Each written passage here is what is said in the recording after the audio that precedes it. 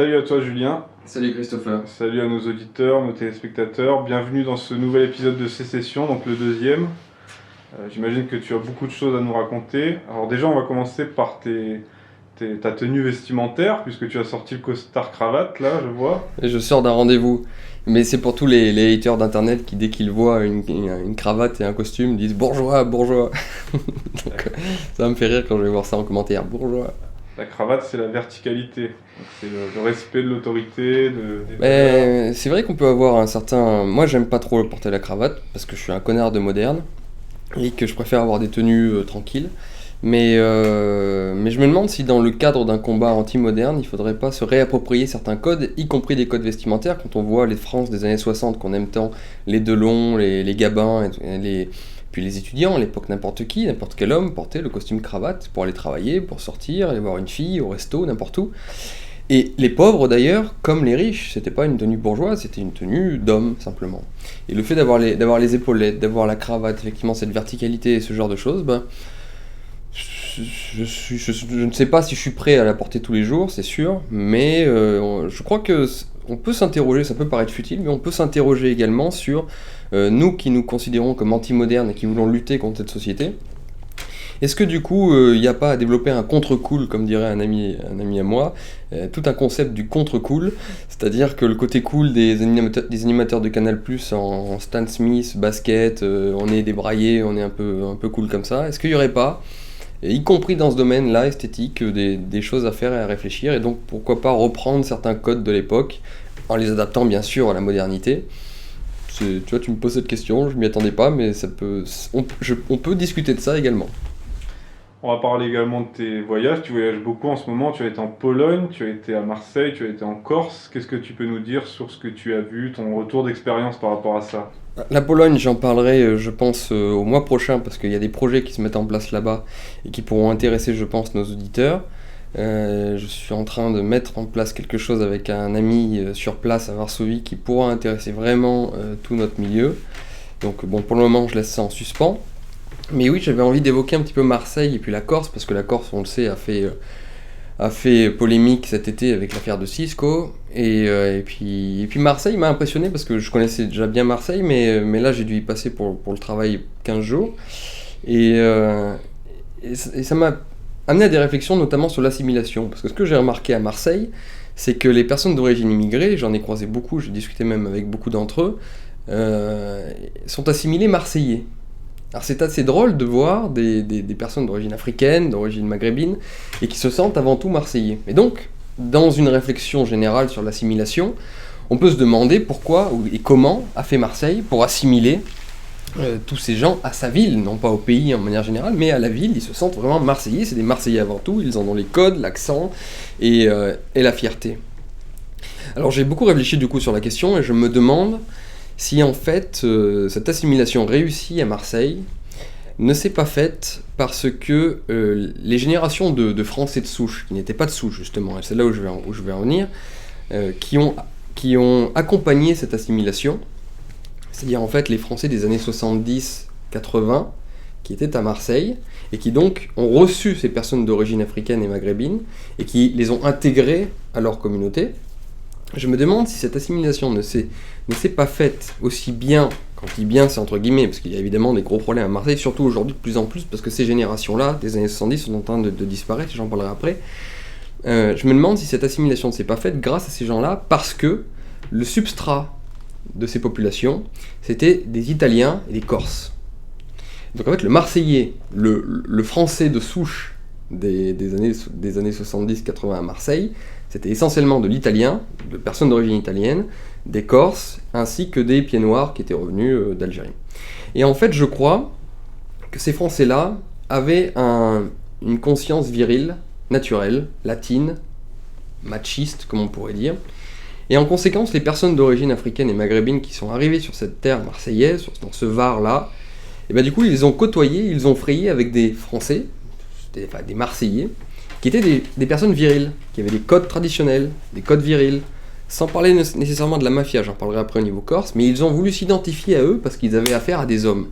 Contrairement aux autres endroits dans l'Hexagone, où ils sont arrivés face à des populations françaises de souche qui malheureusement avaient été serinées depuis déjà 10 ou 20 ans à l'anti-virilité, l'anti-tradition, pour que ça devienne des citoyens du monde tout gentils et qui acceptaient tout et n'importe quoi. Et donc évidemment, ces personnes d'origine africaine et maghrébine tombant dans un marasme de gens qui avaient perdu leur identité, qui étaient plutôt gauchistes et humanistes et tout ce que tu veux, n'ont pas eu envie de s'assimiler à eux, ils ont voulu prendre le pouvoir sur eux, c'est ce qu'on constate dans l'Hexagone, et c'est normal quand on connaît un petit peu l'anthropologie humaine, les valeurs humaines et puis la psychologie surtout humaine.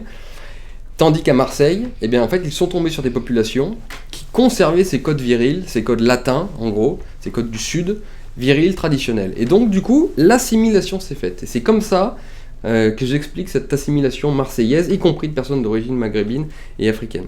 Alors après, sur les Corses, j'ai passé beaucoup de temps avec des Corses, évidemment, parce que c'est souvent des gens que j'affectionne. Et j'ai passé pas mal de soirées avec des Corses, on a parlé de la situation corse, on a parlé de la situation corse vis-à-vis des populations d'origine maghrébine et un petit peu africaine qu'il y a là-bas, on a parlé de l'avenir de la Corse, son indépendance, et puis sa conservation surtout, son identité.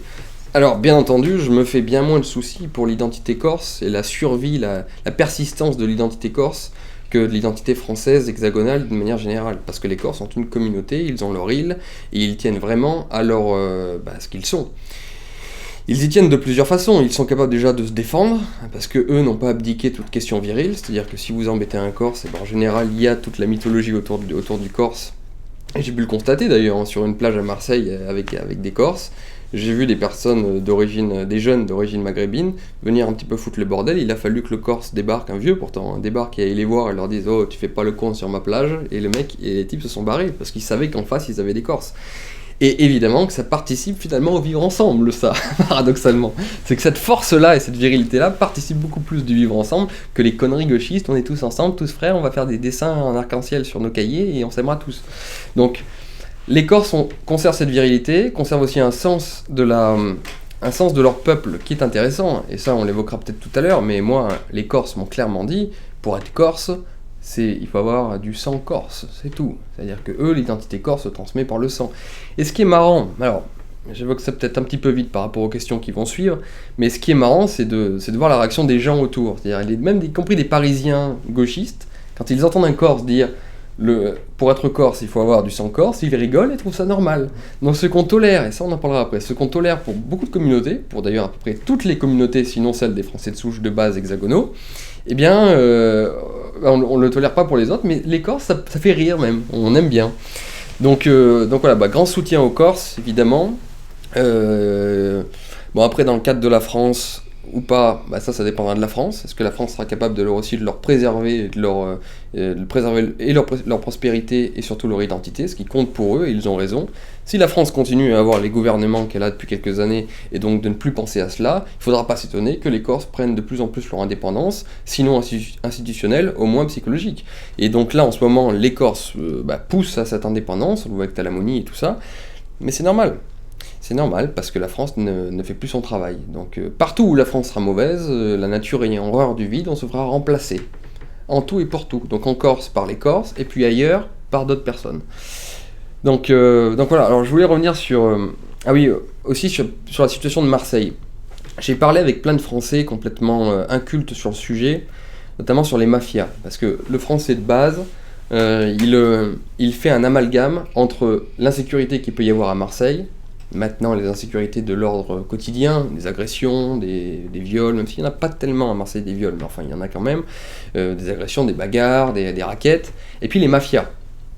Et pour un Français parisien qui ne connaît rien à ce monde-là de la violence, pour lui c'est la même chose, mais il fout tout ça dans un même sac. Sauf que, j'ai eu l'occasion de l'expliquer à un Parisien c'était pas un Parisien, mais bon, c'était un Français qui était abreuvé à la télévision, que c'était bien dit, les choses étaient en réalité beaucoup plus compliquées que ça, et que précisément l'affaissement du vivre ensemble marseillais et l'augmentation de l'insécurité provient paradoxalement de l'affaiblissement considérable des Corses dans la région. Quand la Marseille était encore tenue par les Corses, parce qu'on appelle la mafia corse, l'intérêt de la mafia, c'est surtout pas qu'il y ait de l'insécurité, et notamment des mafias institutionnelles et civilisées, si je puis dire, comme l'étaient, et comme le sont encore d'ailleurs, les Corses. Un mafieux corse. Son but, c'était d'investir dans des bars, dans des restaurants, et à l'époque, il n'y a pas si longtemps, il tenait tout le vieux port de Marseille. Et donc, quand la mafia possède le vieux port, quand la mafia possède plein de restaurants et d'endroits sympas à Marseille, pour ne parler que de Marseille, eh bien son intérêt, c'est qu'il n'y ait pas la moindre insécurité dans les rues. Au contraire, parce qu'il veut que ses affaires marchent. Donc il veut du tourisme, il veut que les gens et les papis puissent aller se promener, et s'il y a une racaille qui débarque, il se fait fumer, ou ils en font plein la gueule.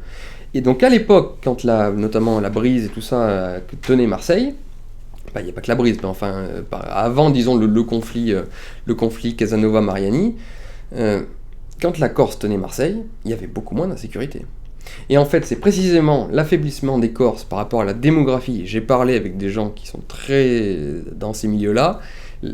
La démographie arabo-maghrébine, là-bas, a fait que, et la radicalisation de certains, a fait que malheureusement les Corses ont perdu énormément de puissance et de pouvoir sur Marseille. Alors ils ont encore leur sanctuaire, ou si jamais on approche, ils savent encore les protéger, mais ces sanctuaires se réduisent à peau de chagrin. Et donc précisément, la racaille croît et les mafias régressent. C'est des petits gangs maintenant. Et c'est ça qui crée l'insécurité à Marseille. Donc, ne pas foutre dans le même sac mafia traditionnelle et insécurité. Parce que précisément, les mafieux traditionnels, ils se tirent dessus entre eux. Ils tirent pas sur les petites gens. Donc quand il y a des morts, ça fait effectivement des gros titres, mais ils se tirent entre mafias. Ils se tirent entre mafiosi. Que là maintenant, ces mafias ne tiennent plus les territoires, et la racaille, du coup, prospèrent dessus. Donc voilà, c'était une petite incise que je voulais faire là-dessus, parce que même ce vieux monde des vieux films qu'on connaît, les tontons flingueurs, avec des vieilles mafias qui sont des enfoirés, on va pas se mentir, mais bon, qui au moins savent tenir un terrain et permettent de le conserver dans une certaine tradition, même ça, dans la France du XXIe siècle qui est en train de changer, même ça est en train de disparaître. C'est-à-dire que même nos voyous ne sont plus les mêmes, et ça change beaucoup de choses d'un point de vue civilisationnel. Et on en vient à regretter nos voyous. On peut dire maintenant, comme tu as tout à fait raison, on peut même regretter nos anciens voyous qui avaient évidemment leurs défauts, qui n'étaient pas des anges, loin s'en faut, mais qui participaient de la France, et qui étaient des Français, dans leur culture, leur code, leur langage. Aujourd'hui, on a de la racaille, et ça n'a rien à voir, et ça, c'est vraiment de la mauvaise herbe. En gros, on préfère un Jacques Mérine qu'un Salah Abdeslam. Oui, on peut le résumer comme ça, ouais. On peut le résumer comme ça. Mais alors, sur les Corses, donc je te disais à l'instant que justement on pouvait leur accorder le droit de se sentir une communauté, et une communauté qui se transmet donc par le sang. Et donc ça, c'est une réflexion à avoir et qui m'intéresse, parce que j'ai remarqué que l'on tolère absolument que les Juifs soient fiers d'être Juifs parce qu'ils se transmettent ça par le sang de leur mère, les Libanais soient des Libanais et qu'ils soient fiers d'être Libanais parce que c'est du sang libanais, les Gitans pareil, les Corses pareil, et je pourrais citer des dizaines de communautés comme ça. Et ça passe très bien, c'est même plutôt bien accueilli parce que c'est la différence, c'est l'autre dans les milieux parisiens. Ah, tu es un vrai Corse, alors raconte-moi, et puis ils vont passer la soirée avec. Imaginez qu'un Ardéchois comme moi ou un Français de souche comme moi dise je suis français par mon sang et c'est tout. Alors là, en revanche, je suis le diable absolu et je suis méchant. Donc j'aime bien faire remarquer cette différence d'appréciation vis-à-vis des communautés. Certaines communautés ont le droit de maintenir leur ethnie, et là je vais parler d'un sujet tabou, c'est-à-dire de l'ethnie, pas seulement de la culture corse, pas seulement de la culture de manière générale, l'ethnie. Oui, parce que là on parle du sang. Voilà, je vais faire le rapport entre justement l'ethnie et la culture et la civilisation. Certaines communautés ont tout à fait le droit, d'autres non. Or, c'est là où on va rentrer dans la réflexion. Aujourd'hui, on sait très bien que l'ethnie est une donnée absolument taboue en Europe. C'est quelque chose qui fait partie, avec un ou deux autres sujets, des sujets les plus honnis, les plus détestés et les plus passés sous silence en Europe et particulièrement en France. Quiconque évoque le principe ethnique, la race, on a même voulu faire disparaître le mot, le sang, l'essence, passe directement pour un nazi, passe directement pour un fou, et tout cela, cette notion-là, veut être oubliée, ou sinon oubliée, absolument détestée. Alors bien sûr, ces notions, on le sait bien, ressortent comme des lapsus dans plein d'éléments de notre société. Le porno, la publicité, plein d'éléments où en fait la notion de race, la notion d'ethnie reste très présente dans notre inconscient.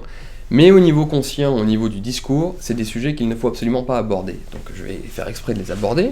On peut les aborder de manière positive, comme la France Black Blamber de 98 par exemple. Ah oui, par exemple, effectivement.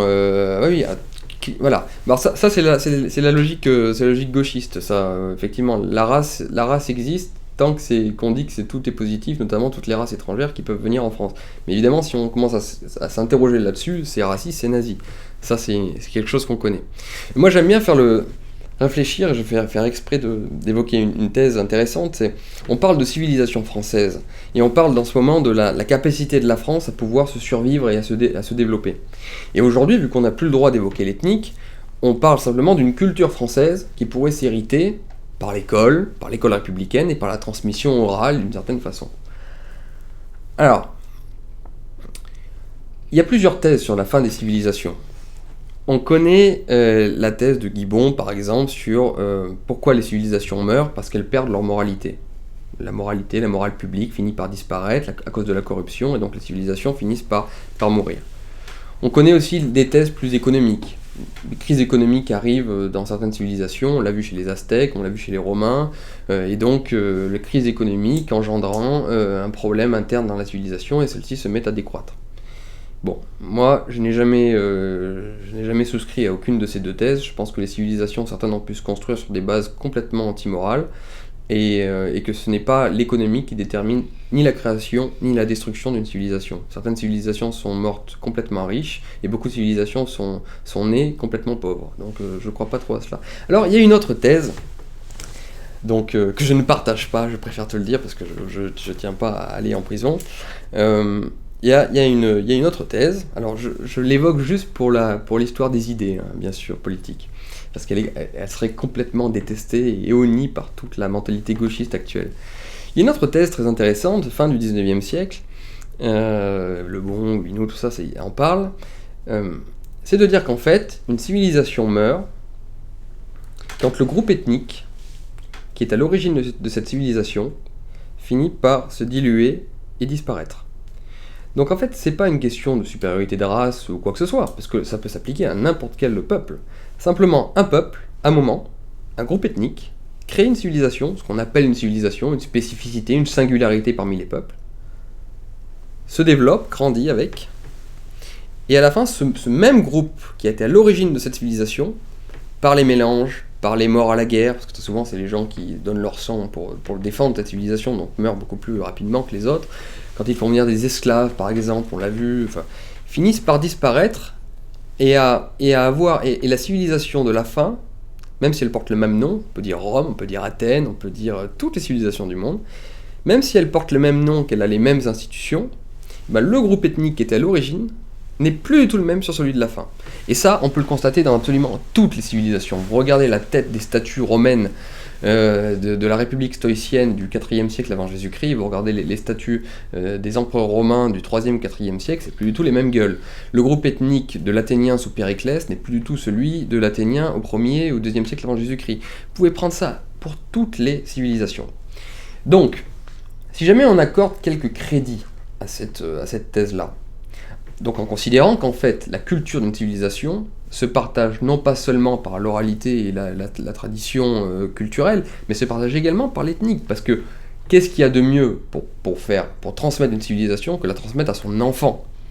L'enfant qui lui-même se sent appartenir à une chaîne et qui regarde son père en disant « je lui ressemble et je donnerai un enfant moi-même qui me ressemblera et qui ressemblera à mon grand-père ». Il ne peut pas y avoir conditions sociologiques meilleures pour transmettre une civilisation. Et ce n'est que de ça dont je parle. Attention, dans cette thèse, il ne s'agit pas de thèse raciste ou racialiste. C'est que ça, simplement, pour faire partager l'histoire d'un peuple, et donc la continuité de ce peuple, rien de mieux que la continuité ethnique. D'ailleurs, je prendrai un seul exemple. Il y a un peuple absolument extraordinaire qui a pu maintenir sa longévité de manière fabuleuse à travers les siècles, et même les millénaires, qu'on appelle les Juifs. Si les Juifs n'avaient pas eu ce principe de transmission également ethnique, à savoir à travers le sang de leur mère, ils n'auraient sans doute, alors venez me contredire, mais ils n'auraient sans doute pas pu tenir leur tradition séculaire et leur spécificité et leur singularité. Et c'est le cas pour tous les peuples. D'ailleurs, on a expliqué ça également pour la chute de la monarchie française. Tu sais que par exemple, que ces thèses-là, on dit qu'en fait, quand le substrat franc, qui était la noblesse française, a fini par les mélanges avec la bourgeoisie, les guerres, les croisades, tout ça, a fini par se dissoudre dans l'ensemble du peuple gaulois français, et bien du coup les institutions féodales ne pouvaient plus tenir. Donc on explique la fin des institutions féodales, et donc de la Révolution française, par en fait le fait qu'il y avait trop peu de gens d'essence franque, et donc d'essence franc, et qui partageaient dans leur sang, et ainsi que leur culture, cette civilisation-là. On peut expliquer aussi, du coup, avec cet angle-là, on peut s'inquiéter très légitimement pour les États-Unis. On sait que les États-Unis ont été créés sur la base des WASP, c'est les WASP, White Protestant American, qui a créé l'Amérique, et donc on peut considérer que quand les WASP seront vraiment par trop minoritaires, eh bien les États-Unis changeront. Je crois qu'ils le sont déjà au niveau des naissances. Là. Bien sûr, donc là on peut considérer que le XXIe siècle sera, sinon la destruction, parce que la civilisation peut conserver le même nom. Rome s'est appelée Rome pendant 1000 ans. Pourtant, encore une fois, la Rome républicaine n'a plus rien à voir avec la Rome de la fin. Donc ça s'appellera toujours les États-Unis, comme la France, comme une France maghrébine et africaine, pourra toujours s'appeler la France. Elle s'appellera la France, elle s'appellera peut-être même la 6e République française, j'en sais rien. Il y aura encore les palais, il y aura encore les bibliothèques, peut-être, je sais pas. Mais la civilisation aura dévié de son rail et n'aura plus du tout ni la même tête, et donc aussi plus le même fond. C'est là où l'idée seule de souveraineté ne suffit pas. Et, évidemment, on peut rebondir sur la notion de souveraineté. Disons que, encore une fois, je n'évoque que cette thèse pour faire réfléchir les auditeurs. Je l'évoque simplement parce que je suis un passionné des histoires des idées. Mais il est intéressant quand même de constater que pour la continuité d'une civilisation, eh bien, le principe de la conservation d'une base ethnique est intéressant, et plus qu'intéressant, est peut-être une condition nécessaire. Alors, je le répète, moi j'ai appris ça parmi les historiens américains, Will Durant notamment, quand il dit que les groupes ethniques ne sont pas... C'est pas un principe biologique dont je parle, c'est pas telle race supérieure ou non. C'est simplement que quand vous changez fortement le groupe ethnique d'un peuple, même si ces gens-là vont à l'école et récitent les mêmes vers, et apprennent les mêmes livres, parlent la même langue, c'est simplement considérer, et on en parlera quand on évoquera le principe de la droite, que les hommes ne sont pas des pages blanches, et qu'ils ont, même en naissant, un héritage, et un héritage qui parle à travers eux. Et que ces héritages-là ont un sens, et ont surtout une incidence sur l'histoire. Donc, pour ce qui est de la France, puisqu'on évoque les Français de souche, il faudra quand même rappeler, et je le répète encore une fois, comme quoi la bataille culturelle est loin d'être gagnée. Napoléon disait, dans la rhétorique, il n'y a que deux formes qui comptent, c'est que deux discours qui comptent, l'affirmation ou la répétition. Ben nous, il va falloir qu'on continue de répéter ce genre de choses, savoir que le peuple français, et bon sang, c'est là une vérité, le peuple français, on le sait, a la même base ethnique depuis des siècles et des siècles. Celle-ci a commencé à changer fin du 19e siècle, d'abord par une émission surtout européenne, des Polonais, des Italiens, des Allemands, et seulement depuis 40 ans, africaine, maghrébine et africaine. Bon, évidemment, on peut dire que tout ça ne changera strictement rien, il suffit que les enfants soient bien éduqués comme des bons républicains, et la France continuera de la même façon, ou on peut estimer, si on souscrit un petit peu à la thèse que je viens de développer, eh bien que non, le fait qu'il y ait toujours des Durand, des Martin, des Duchamp, des Rochedy, parce que c'est un vieux nom ardéchois, contrairement à ce qu'on balance parfois, depuis le XIIIe siècle, hein, ardéchois, donc quand on dit que je suis libanais ou je sais pas quoi, bon, voilà, ça c'est ma petite pique là-dessus. Quand il n'y aura plus des Martin, des Duchamp et ce genre de choses, qu'il n'y aura plus le français de souche, qui n'existe pas pour le gauchiste, mais qui existe dans la vérité, hein, puisque le peuple français est le même depuis des siècles, eh bien, on pourra quand même se dire que la France aura profondément changé et de manière sans doute rédhibitoire. Et finalement, cette immigration africaine qui nous arrive depuis des décennies, finalement, ce n'est qu'un retour aux sources, puisque je te rappelle que Clémentine Autain, qui a retweeté ça récemment, nos ancêtres sont tous des Arabes noirs, donc nous sommes tous des Arabes noirs, là je cite sa phrase. Elle s'appuie sur les études ethnographiques qui disent que l'homme primitif vient d'Afrique, qu'il s'est dissipé, et donc au final, c'est un retour aux sources. Je sais pas, qu'est-ce que leur bêtise n'a vraiment aucune limite. Mais c'est là où on a vraiment, je rebondis sur ce que je disais, c'est là où on a vraiment encore du travail à faire, énormément de travail à faire du point de vue du culturel, parce qu'on a tendance à entendre aujourd'hui qu'on a gagné la bataille culturelle. C'est vrai en partie, mais il y a beaucoup de boulot à faire. Et notamment sur ces questions-là, parce que moi j'ai rencontré même des Français qui étaient des Français Front National et tout, mais qui croient encore à la thèse de l'homme qui vient d'Afrique, qui croient à pas mal de thèses qu'on nous a surinées depuis des années, et qui aujourd'hui, d'un point de vue scientifique, sont fausses. On sait que l'homme a une origine multiple, on a trouvé des ancêtres du soi-disant premier homme africain, on a trouvé des ancêtres de l'être humain en Asie, on en trouve de plus en plus en Europe, en Sibérie, dans ces coins-là. Oui, qui se sont développés à partir de souches locales. Voilà, de souches locales et pas du tout d'une souche commune africaine pour dire que nous serions tous des gentils africains, ce qui est fou. Et en plus, aujourd'hui, ces analyses-là ne sont pas faites en Europe, pas trop, mais aux États-Unis, elles sont faites. D'un point de vue génétique, je ne m'y connais pas tellement sur le sujet, ça ne me passionne pas plus que ça, mais d'un point de vue génétique, on sait que les groupes sanguins, les Apple Group, comme ils appellent ça, en Europe, sont les mêmes depuis 3000 ans. 3 ou 4000 ans, voire plus même. Les R1, les A1, A2, et c'est pas du tout les mêmes qu'en Afrique, qu'au Maghreb, qu'en Asie et qu'ailleurs. Ce sont les mêmes groupes, les mêmes sous-groupes sanguins depuis des millénaires. Et la différence, et quand on voit les cartes de ces sous-groupes sanguins, sont très grandes entre les Africains et le Maghreb. C'est normal, chacun a ses peuples, chacun a ses traditions. Donc voilà, encore une connerie de Clémentine Autain, mais on n'est pas à une près. De toute façon, ces gens-là ont une obsession, ils se détestent tellement en tant que blancs, en tant que Français et Européens de souche, qu'ils sont prêts à tordre la réalité et à tordre toute vérité pour nous faire croire que nous sommes d'un seul et même tenant et qu'il faut nous mélanger pour redevenir à une pureté originelle qui serait la couleur métisse. J'en ai fait l'expérience d'ailleurs dernièrement, ça me fait penser, ça va me permettre de régler des comptes. J'étais à Marseille d'ailleurs, j'étais en rendez-vous et je croise une famille, donc un homme, une femme et 7 enfants. Et je tweete, comme le naïf que je suis, en face de moi, une famille, 7 enfants, polis, sages, gentils, tels qu'ils étaient, les enfants étaient d'une politesse, vraiment c'était absolument parfait ces gosses. Les yeux bleus, je dis cette phrase là, je dis les yeux bleus, le regard vif, et je dis la beauté du monde. La beauté du monde. Civilisation, la beauté du monde. Alors là, j'ai fait un strike. Célébrer une famille aristocrate. J'ai évoqué les yeux bleus, mais qu'importe, pour moi les yeux bleus, ils auraient pu avoir les yeux marrons, c'était pas le problème, c'est simplement évoquer la beauté de leurs yeux des enfants, il se trouve qu'ils étaient bleus, donc je l'ai dit. Et donc se pâmer devant une famille, une belle famille, avec des enfants éduqués, bien habillés, mais qui faisaient les imbéciles aussi, ça veut dire qu'ils n'ont pas de vie, parce qu'aujourd'hui on a tendance à croire que les gens polis et éduqués sont des gens pas de vie et qui s'ennuient. Mais on a tendance aujourd'hui à croire que dans la mentalité gauchiste actuelle, que tous les gens qui sont polis, éduqués et bien sur eux sont des gens qui ont une vie de merde et sont des nulos, qui n'ont pas de vie en eux et tout ça. Non, c'est le contraire. Les enfants, ils étaient les imbéciles, mais bon, ils obéissaient à leurs parents et c'était des bons petits Français européens et j'aimais bien ça. Et je l'ai tweeté, et alors je me suis reçu une volée de bois vert par un millier de gauchistes sur Twitter qui m'ont traité de tous les noms, et bien sûr, évidemment, la seule référence qu'ils ont comme des cons, c'est-à-dire le nazisme, parce que j'ai évoqué une famille, et j'étais content de voir une belle famille devant moi. Donc là, j'avais tout, si tu veux. J'avais l'homophobie, on me l'a sorti aussi, parce que j'ai évoqué une famille hétérosexuelle, donc j'étais homophobe. J'étais nazi, parce que j'avais parlé des yeux bleus, alors maintenant que les auditeurs le sachent, dire qu'on aime bien les yeux bleus, c'est être nazi.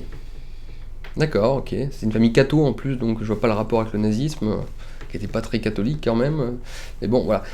Donc les yeux bleus, alors moi je suis embêté, moi qui adore les yeux bleus chez les femmes, les yeux clairs d'une manière générale, donc je dois être nazi parce que j'aime les yeux clairs. On est nombreux quand même à être nazi. Enfin voilà, on n'a plus le droit d'évoquer ça, et c'est dingue, c'est vraiment dingue, comme ça révèle la détestation du français et de l'européen pour lui-même.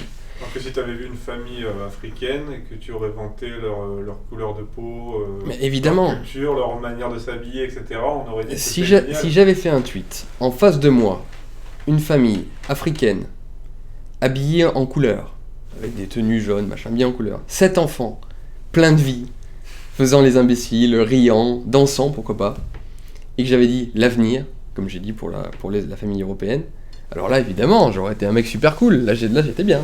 Mais dire ça d'une famille européenne, donc aujourd'hui, en Europe, aimer en Europe, voir beaucoup d'enfants européens, et non seulement européens d'un point de vue ethnique, mais surtout d'un point de vue culturel, bien éduqués, on sent que c'est des enfants, voilà. Ça, c'est le mal. Et je crois qu'en termes de révélation, de détestation de l'Européen pour lui-même, il n'y a pas pire. Il n'y a pas pire. Et ça en est dégoûtant. Alors du coup, je l'aurais rentré dedans. Parce que j'ai envoyé ça même, pour te dire à quel point ils sont cons. C'est que j'ai envoyé ça à des... Je discute pas mal avec des personnes, des Arabes notamment, mais qui sont dans leur pays, des étrangers quoi. Et on discute en anglais et tout, et j'ai envoyé la copie d'écran de ce qu'on m'a envoyé, de ce que ces gauchistes me tweetaient, et tout ça. Et ils ne comprennent pas. La réponse a été, mais what the fuck, qu'est-ce qu'ils veulent quoi? Vous êtes européens, français, vous devriez vous réjouir de voir des petits français, des petits européens bien éduqués, mais ils sont fous quoi. Donc c'est-à-dire qu'aujourd'hui, des Africains et des Arabes peuvent comprendre beaucoup mieux mon type de réaction, et pas du tout la leur. Celle des gauchistes humanistes qui se croient bien avec tout le monde. Ça c'est d'une manière générale, c'est un classique. Hein. Des mecs comme nous, et je peux le dire, des mecs comme moi, on est beaucoup plus potes avec des Maghrébins, des Noirs, que ce soit en France ou à l'étranger. De toute façon, on se comprend plus qu'un gauchiste. Un gauchiste avec ses valeurs et ses idées à la con, il se prend une tarte en 2 secondes avec ces gens-là. Et ils ont raison de la lui mettre. Mais bon, ça c'est... Voilà, mais ça m'a quand même fait du mal, parce que tu vois... T'évoques les yeux bleus, t'es nazi, t'évoques une famille qui avait l'air de s'aimer, qui faisait des enfants, t'es passéiste, traditionnel. Enfin, en gros, tout ce qui a fondé la civilisation européenne, c'est mal aujourd'hui. Ça en est quand même déprimant. Mais peut-être que je l'ai pris de manière trop sensible, il faudrait en fait en avoir plus rien à foutre des gens qui disent ça et construire notre propre monde à nous, sans plus considérer ces gens qui vont mourir, qui sont des suicidés de toute façon. Ils sont des suicidés volontaires. Donc qu'ils fassent ce qu'ils veulent dans leurs idées, qu'ils ne fassent pas de famille au prétexte que c'est passéiste, qu'ils vivent comme ils l'entendent, qu'ils nous laissent tranquilles, et on verra qui mourra le premier. Construisons notre propre monde pendant qu'ils construisent leur propre tombe. Voilà, c'est ça. Qu'ils construisent leur tombe en pensant qu'ils sont des gens bien, humanistes et doux, contrairement aux méchants que nous sommes. Et puis quand ils se feront... on sait très bien comment tous ces gens-là vont finir, pas de notre faute. Hein. Pas de notre faute. En gros, ça finira comme au Bataclan pour eux. Eh bien, tant pis pour eux. Voilà. Continuez avec vos idées à la con, et puis laissez-nous faire de notre côté. Nous, on a juste 2000 ans d'histoire derrière nous, et on a juste 2000 ans de vérité derrière nous. Vous avez à peine 30 ans, et 30 ans qu'on foutu la merde partout. Donc continuez à considérer que vous avez raison. Nous, on pense qu'on a la sagesse traditionnelle qui a plus de 2000 ans derrière elle, et qui... Voilà, j'ai plutôt tendance à me fonder sur ces années-là et sur ces siècles-là que sur les 30 ans d'idées nouvelles, démocrates et humanistes qu'ils ont. Allez-y, faites ce que vous voulez. On va parler un peu de politique, d'actualité politique sur ce qui s'est passé au cours de ce mois, notamment le livre de Patrick Buisson qui est sorti, le livre où il parle de ses enregistrements, il donne quelques anecdotes, mais justement il a voulu que son livre ne soit pas qu'un recueil d'anecdotes et d'attaques, mais également une réflexion sur la droite. Alors, est-ce que toi tu as quelque chose à nous dire sur ce livre, sur Patrick Buisson, et sur ce qu'il a fait finalement avec Sarkozy, ou en tout cas ce qu'il a tenté de faire? Moi je dois dire que j'apprécie pas mal Patrick Buisson. Alors évidemment, pour un frontiste de base, Patrick Buisson est un traître, parce qu'il a été du côté de Sarkozy et de l'UMP et des Républicains. Mais ça c'est une vision petite, c'est une vision à court terme et vraiment de petite échelle. C'est une vision partisane. Moi, je n'ai plus cette vision partisane. Et donc, j'essaie de regarder les choses d'un peu plus haut. Et je me dis que Patrick Buisson, en étant du côté si proche de Sarkozy, a permis à ce lapin du Racel là, d'ouvrir plein de débats et d'interrogations sur la société qui nous ont servi. Il n'y a qu'à constater la liberté d'expression que nous avons aujourd'hui par rapport à il y a seulement 5-10 ans. Plus les années passent, plus nous en avons, plus ces sujets-là s'imprègne dans la société, y compris la société médiatique, et Buisson, avec ses réseaux, ses relations dans la société médiatique et en politique, a permis d'ouvrir plein de portes pour nous, contrairement à ce qu'on croit. Et donc il est utile dans son genre. Et puis, au-delà de ça, au niveau du personnage, nous avons affaire, moi j'ai commencé son livre seulement hier, donc je ne peux malheureusement pas en parler encore, mais au-delà de ça, il a une plume, il a une culture et une intelligence qui sont rares aujourd'hui dans l'analyse politique, je veux dire... dans les analystes politiques de manière générale, au Front National, il n'y en a pas beaucoup des comme ça, des Buissons. Hein. Quand je dis il n'y en a pas beaucoup, bref. Et aller chez les Républicains, c'est pas étonnant que Sarkozy et d'autres se soient accrochés à lui, parce que c'est des gens brillants. Donc il faut des Patrick Buisson. Après, ce qu'il dit sur Sarkozy, c'est l'évidence même. Sarkozy, c'est quelqu'un dont on peut admirer l'énergie, cette force. Moi, il a des côtés qui peuvent me plaire, Sarkozy. Son côté conquérant, voilà, son côté je vais te niquer, tu vois. Moi j'avais fait un article justement, ça m'avait valu quelques critiques, mais je disais justement qu'il y avait un côté Bonaparte chez Sarkozy, ce qui ne voulait pas dire que Sarkozy était Bonaparte, mais évidemment, il y a le volontarisme. Comparer Sarkozy à Bonaparte, c'est comparer la butte Montmartre et l'Himalaya, c'est vraiment c'est impossible à faire, mais cela dit, il y a le côté je vais tous les avoir et c'est moi, quoi. Donc bon, il y a un côté barésien au sens énergique, vivacité, conquête, volonté de puissance, qui pour des hommes comme nous peuvent plaire. Mais après, c'est un homme sans aucun fond et qui en a rien à foutre de la France. Je pense qu'il aurait préféré être président des États-Unis. Il doit regretter de ne pas être né aux États-Unis ou dans un autre pays. Il aurait fait exactement la même chose dans n'importe quel pays. Il a pas cette tradition française. Il n'a aucun enracinement, il n'a rien. Je sais pas si tu as lu le livre du rédacteur en chef de Famille Chrétienne, je me souviens plus de son nom, qui a écrit un livre sur Sarkozy. Et il disait justement que ce qui manquait à Sarkozy, c'était un enracinement. Il disait qu'il se sentait chez lui nulle part finalement, et je crois même qu'il a dit qu'il se sentait chez lui à New York. Donc, il fait partie de ces élites mondialisées qui en fait cherchent à prendre du pouvoir partout où ils sont. Mais alors là, je vais ouvrir une porte qui va être totalement incomprise par la plupart de nos auditeurs, et je vais m'en prendre plein la gueule à cause de ça. Mais c'est aussi ça qui me plaît. J'ouvre juste cette parenthèse, c'était pas du tout prévu, mais je l'ouvre juste, on la développera peut-être plus tard. Mais tu sais que chez la noblesse au Moyen-Âge, on a tendance à vanter la noblesse aujourd'hui dans les milieux nationaux, mais la plupart des nobles étaient des gens qui étaient des cosmopolites, en réalité. Un aristocrate du Moyen-Âge, je parle même pas de la période décadente de l'aristocratie, je parle du Moyen-Âge, c'était des gens qui en fait étaient en permanence, qui passaient en permanence d'un fief à un autre, par droit de conquête, par droit de mariage, et qu'importe le territoire où ils allaient, l'important était qu'ils fussent des maîtres. Et là d'ailleurs, quand on connaît Nietzsche, le principe d'aristocratie, c'est pas tant d'être enraciné quelque part, c'est en tant qu'aristocrate, je dois être un maître partout où je suis. Et il y a ça un peu chez Sarkozy, le côté je m'en fous, je veux tous les niquer, et prendre le pouvoir et être le maître. Mais évidemment, ce qui différencie les aristocrates de l'époque et Sarkozy, c'est que c'était des maîtres, non seulement dans la praxis, c'est-à-dire dans la manière de prendre le pouvoir, mais c'était des nobles, dans leur cœur et dans ce qu'ils étaient. Donc, quand ils prenaient le pouvoir, souvent, ils dirigeaient leur fief, leur territoire, vers la culture, l'art, la noblesse d'âme, d'esprit, de corps, et donc élever les peuples. Tandis que Sarkozy, évidemment, il n'a que le côté, je vais tous les niquer, il n'a que le côté Scarface, quoi. Voilà, c'est un Tony Montana de la politique, en fait, Sarkozy. Donc voilà, Buisson s'est accroché à lui, pensant que du coup, il pouvait lui donner cet enracinement qu'il n'avait pas, mais évidemment, la pesanteur de son milieu, la pesanteur de ses relations et tout était trop forte, et Buisson a perdu, il n'a rien fait pour la France. Mais je comprends que Buisson ait pu se faire avoir par Sarkozy. Et qu'il ait pu essayer, au moins. Et qu'il ait pu essayer, et je ne lui jette pas la pierre, contrairement à beaucoup. Moi, dans l'esprit de Buisson, quand on connaissait l'état du Front National en 2007 avec Jean-Marie Le Pen, où je peux en parler parce que j'y étais, j'avais 18 ans, je voyais l'état des fédérations, il était évident que ces gens-là n'auraient jamais le pouvoir, en tout cas en 2007.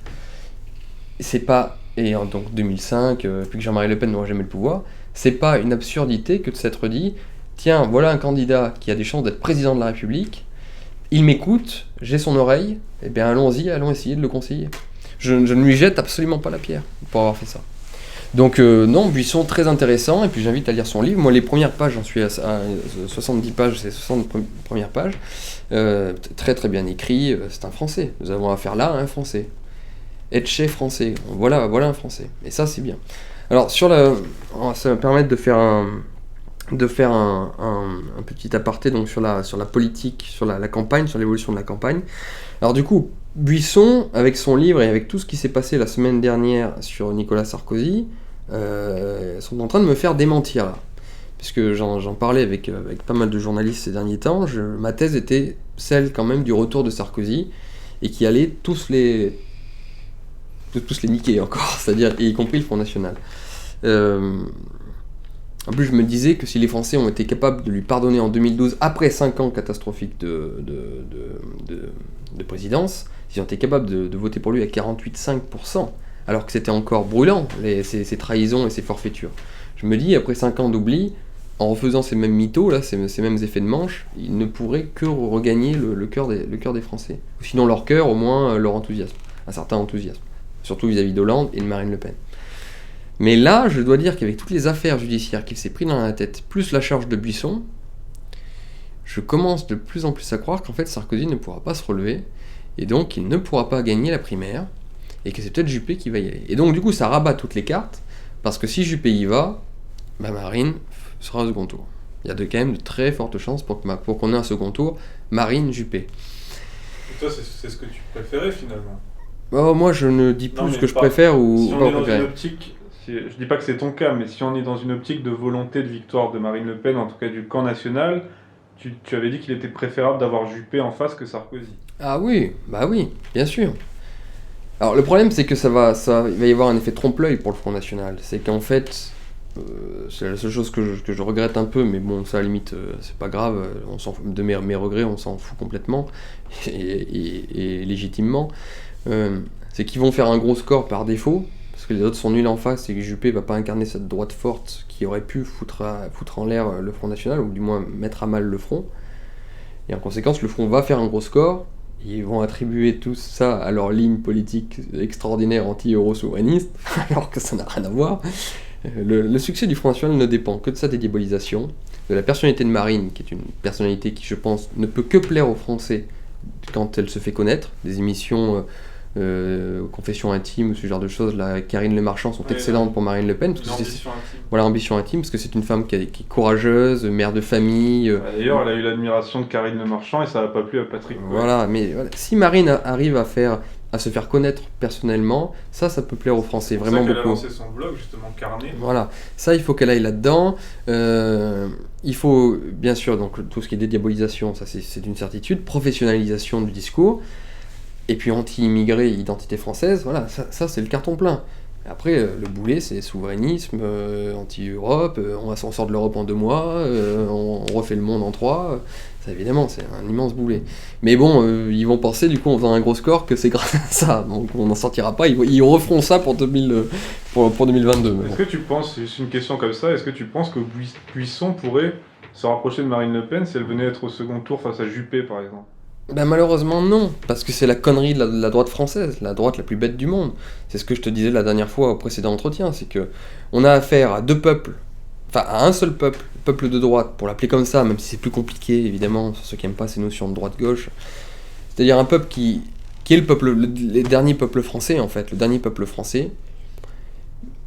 La classe moyenne, petite bourgeoise, les retraités, et le populo, le populaire, l'ouvrier, qui en fait appartient à un même peuple et qui a les mêmes idées, notamment sur l'immigration, et qui est coupé en 2 par une ligne Maginot, et qui se détestent entre eux. Et un Buisson appartient à l'une, plutôt identitaire, catho, tout ça, et Marine Le Pen appartient à l'autre, et ils se détestent. Ils se détestent. Et ça, c'est le syndrome du village gaulois, quoi. On est en train de se taper dessus alors qu'il y a les Romains qui sont là. Mais ça, c'est catastrophique, mais... Et donc d'un autre côté il y a Juppé, mais on l'a vu, il y a un documentaire de Franz-Olivier Gisbert qui a été diffusé sur lui lundi soir sur France 3, et il a fait une très faible audience, ce qui prouve que Juppé n'intéresse pas grand monde. Finalement il est propulsé par les médias, mais au niveau du corps électoral il n'intéresse pas grand monde. Malgré tout il a de plus en plus de ralliements en ce moment, dont celui d'Hervé Mariton, qui a fait beaucoup parler. Oui, après Juppé on verra bien, mais de toute façon il y a de fortes chances quand même pour que ce soit un vote par défaut contre Hollande, du coup si Hollande y retourne. Alors après Macron peut peut-être changer la donne, mais bon j'y crois pas tellement parce qu'il n'y a pas de parti derrière lui, mais vraiment, je peux te dire un truc là, à l'heure où nous parlons, je sais pas quelle date exacte nous sommes, je crois qu'on est le 7 octobre ou le 8 octobre, c'est le bordel complet cette élection, personne n'est capable de rabattre les cartes là et de dire exactement ce qui va se passer. J'en ai parlé avec beaucoup de gens et des gens qui sont encore plus éclairés que moi sur la politique française, c'est-à-dire qu'ils voient les personnes en question dont je te parlais, les Sarkozy, les Marine Le Pen et tout, qui les voient régulièrement, et personne ne sait. Là, on est dans un bordel absolu. Et quant à Mariton, oui, Mariton, ça m'a toujours fait rire, l'adoration que pouvaient avoir certains cathos pour lui. Moi, je le connais parce que je suis ardéchois, donc dromois, parce que la Drôme, c'est à côté, et je sais ce qu'il fait dans sa circonscription. Il mène une politique bobo complète dans sa circonscription. Donc ce bobo catho juif, on sait pas d'ailleurs, maintenant il se dit qu'il est juif, avant il était catho intégriste, on ne sait pas trop où il est. Ce type-là, être la star des cathos durant la manif pour tous, c'était quand même une belle usurpation. Et donc là, il se révèle, se donner à Alain Juppé. Alors même, il s'est fait huer d'ailleurs, j'ai vu ça au meeting qu'il a fait avec Alain Juppé, quand il a parlé du mariage pour tous, il s'est fait huer par toute la salle, par tous les juppéistes. Donc c'est un beau retour de bâton, et j'espère qu'il s'en prendra plein la gueule de ce point de vue-là. Mais voilà, c'est la politique française, ils ont leurs idées dans leur poche, on sait très bien, là j'enfonce une porte ouverte, c'est un poncif, qu'hélas, ce n'est pas les idées qui comptent pour ces gens-là. Tu as parlé tout à l'heure de la ligne du Front National. Je crois que tu voulais nous dire un mot sur le gaullisme, ce qu'était le gaullisme et Ah oui. ce qu'on reprochait au FN. Ah oui, c'est intéressant parce que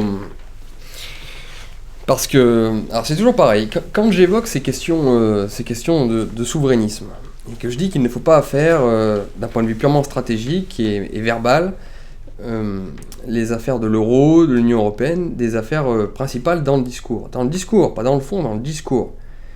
Je me reçois une volée de bois vert en disant mais non, mais la France doit être libre, espèce de traître, le gaullisme c'est ça, c'est la souveraineté française, on doit être libre de tout, de l'Allemagne, de l'Union Européenne, des États-Unis, tu es un traître à la France si tu ne combats pas pour la souveraineté, enfin je reçois tout des gens qui ne comprennent pas. Et le Front National veut être aujourd'hui fidèle au gaullisme, à l'esprit du gaullisme, c'est-à-dire donc à cet esprit de souveraineté. Alors, sur le gaullisme, pas oublier une chose, c'est quelle est notamment une des grandes leçons du gaullisme, du général de Gaulle. C'est également que pour prendre le pouvoir, on doit être pragmatique, voire même un peu dissimulateur. Le général de Gaulle revient en 1958 par quel biais ? Il est mis au pouvoir parce qu'on le croit capable de gérer l'affaire algérienne. Et il va en Algérie, il dit son fameux « je vous ai compris », au sens « je vous ai compris, on va garder l'Algérie ». Tandis que dans sa tête, depuis le départ, il savait qu'il allait la lâcher. Donc De Gaulle, pour arriver aux affaires, a, pourrait-on dire, presque menti. Ou du moins, il n'a pas tout dit. Et bien donc, si le Front National voulait se faire gaulliste à 100% comme il l'entend aujourd'hui, mais quand il voit que les sondages sont pas favorables à l'euro, il ferait mieux de faire pareil que le général de Gaulle, donc en respectant les mannes de la mémoire du général, et donc se dire « je vous ai compris français, on va arrêter de parler de l'euro, et dès qu'on a le pouvoir, on sort de l'euro ». C'est juste des questions stratégiques. Au moins rester ambigu, quoi. Et rester ambigu, voilà. Donc voilà, ça c'était juste une petite pique que je voulais faire aux pseudo-grands gaullistes du Front National, qui font de la question de la souveraineté la question principale. Le gaullisme, c'est aussi une méthode et une praxis en politique, dont celle de savoir quoi dire pour se faire élire, pour ensuite mener la politique que l'on souhaite. Alors, deuxième chose sur le gaullisme, et notamment le rapport à l'Union Européenne.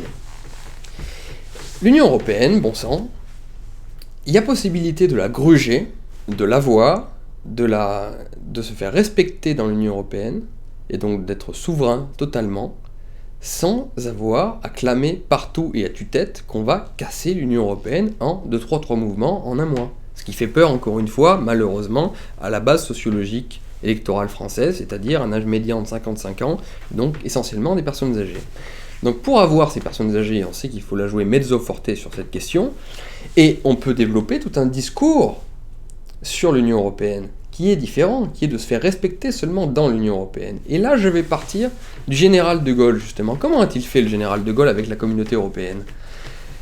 Les accords les plus positifs pour la France qui ont été signés dans le cadre de cette coopération européenne, de cette communauté européenne, de l'ancêtre de l'Union Européenne, ça a été les accords du Luxembourg de 1963. Comment est-ce que le général de Gaulle a fait pour obtenir les accords de Luxembourg qui étaient extraits ? J'invite les gens qui s'intéressent à ces questions-là à les regarder sur Internet. Comment le général de Gaulle a-t-il fait pour arracher à ses partenaires européens les accords du Luxembourg ? Est-ce qu'il a dit « je fais un référendum pour sortir de la communauté européenne et je retourne dans ma France et je suis plus dans l'Europe » Non. Il a fait ce qu'on a appelé la politique de la chaise vide. C'est-à-dire que pendant des semaines, il a refusé d'aller s'asseoir dans les institutions de la communauté européenne. Ça a créé une crise, et donc il a forcé tous les partenaires européens à négocier, et à négocier à ses conditions, parce que c'est la France, et que la France, avec l'Allemagne, c'est l'Europe. Et donc aujourd'hui, je suis désolé, mais qu'est-ce qui empêche la France, dans l'Union Européenne, de ne pas respecter tout ce qu'elle entend de ce que l'Union Européenne demande et balance ? Qu'est-ce qui empêche la France de faire ça ? À tout niveau, je pourrais rentrer dans les détails si ça t'intéresse. À tout niveau, la France peut menacer de ne plus payer, les 20 milliards qu'elle donne, eh ben, tiens, cette année, on va en donner que 10. L'Union Européenne interdit de contrôler les frontières, eh ben non, nous, on va mettre quand même des policiers à nos frontières. L'Union Européenne impose telle norme, telle norme insupportable, les normes de la Commission Européenne, eh ben celle-là, on va pas la respecter, on va faire nos propres normes françaises. Qu'est-ce qui va se passer? L'Union Européenne, elle va envahir la France? L'Union Européenne, combien de divisions? 0. Elle va rien faire, l'Union Européenne. Et donc là, en fait, en pesant de toute ta force dans l'Union Européenne, et en prenant ce que tu veux et en jetant ce que tu ne veux pas, tu te fais respecter, tu provoques une crise, et dans cette crise, faut pas oublier que la plupart des pays européens, des autres pays européens petits, suivront la France et non pas l'Allemagne, parce qu'eux aussi, ils ont envie de renégocier pas mal de choses, et là, tu arrives dans l'Union Européenne en position de force pour renégocier les traités, sans avoir à sortir de quoi que ce soit. Simplement, en pesant, et en étant fort, et en disant, ça, j'en veux pas, ça, j'en veux. Et qu'on ne me dise pas, mais oui, mais tu vas te faire emmerder par la finance qui va t'attaquer après, parce que c'est un faux argument. Si tu sors de l'Union Européenne, tu seras encore plus emmerdé par la finance et attaqué par la finance. La finance n'a pas vraiment de valeur, là où il y a de l'argent à faire. En plus, mais je veux dire, les désagréments que tu pourras avoir si tu sors de l'Union Européenne, certes, ils pourraient l'utiliser comme une arme contre toi, mais de façon moindre avec cette solution-là. Et donc tu obtiens tous les aspects positifs sans le côté anxiogène. Je me ferai respecter dans l'Europe. Ce qui est bon pour la France est bon pour l'Europe. Je le prendrai. Ce qui est mauvais, je ne le respecterai pas. Et si jamais ils n'acceptent pas, je ferai la politique de la chaise vide. Je ne siégerai plus dans leurs assemblées. Je ne siégerai plus dans leur Conseil de l'Europe. Je ne paierai plus, ou je réduirai largement mes dépenses. Je ferai un protectionnisme intelligent, comme font d'ailleurs les Allemands par rapport à leurs propres normes. C'est ce qu'ils font, ils ont des normes allemandes, et en fait c'est comme ça qu'ils arrivent à protéger leur industrie. Et ben, je vais faire pareil en France. Même sur l'euro, il y a possibilité de financer nos PME et nos entreprises. Il suffit d'augmenter les compétences de la BPI. Il suffit que la France parvienne à financer en prêtant. Il y a plein de façons de récupérer et de prêter de l'argent sur une BPI aux compétences élargies et développées pour qu'elle finance les petites entreprises et pas seulement les entreprises innovantes. Il y a possibilité, je veux dire, de gruger et d'être intelligent face à cette Union Européenne. Il y a plein de possibilités. Il suffit d'être un peu intelligent et d'avoir la force et le courage de le faire, bien entendu. Mais il me semble que Marine se prétend, et d'autres prétendent avoir la force, et je pense qu'elle l'est forte en plus. Ben voilà, vous pouvez vous faire respecter dans l'Union Européenne, vous pouvez peser, et vous pouvez faire exactement tout ce que vous voulez de sorte à être souverain, sans avoir à tenir le discours « on va casser l'Europe en 6 mois », comme les souverainistes aiment à le dire aujourd'hui. Il y a d'autres façons de faire. Mon objectif est bien sûr pareil, que la France puisse retrouver un jour sa souveraineté. Je ne sais pas si ce sera possible, mais évidemment que je le souhaiterais. Simplement pour qu'on puisse la récupérer, il y a d'autres possibilités que de faire peur à tout le monde. Voilà. On a parlé de Patrick Buisson tout à l'heure, il y a également Philippe de Villiers qui sort un livre, donc Patrick Buisson voulait éclairer la droite sur ce qu'elle devrait être. Philippe de Villiers c'est un peu pareil, il essaie de redonner des valeurs à la droite. Zemmour également, le livre de Zemmour, qui veut aussi que la droite redevienne la droite. Mais pour toi justement, qu'est-ce que la droite, quelles sont les valeurs de droite, et que devrait être la droite aujourd'hui dans le monde actuel? C'est une question qui est compliquée, et à laquelle on ne peut répondre que par la philosophie politique comment dire, aborder la question de la droite et la gauche n'a un sens encore que si on l'aborde du point de vue philosophique. Qu'est-ce que la droite d'un point de vue philosophique? Qu'est-ce que la gauche d'un point de vue philosophique? Parce qu'évidemment, d'un point de vue purement politique, les gens parfois ne jugent que par ce prisme-là. Ils se disent il n'y a pas de différence entre la droite et la gauche aujourd'hui. Il y a entre mondialistes, souverainistes, ce genre de choses. Sauf que d'un point de vue philosophique, ces clivages persistent et demeurent. La droite, c'est quand même une notion d'héritage.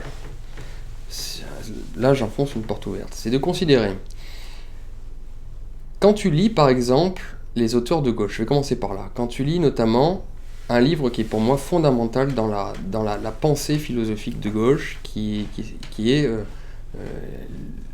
l'existentialisme est un humanisme de Sartre, l'être et le néant de Sartre.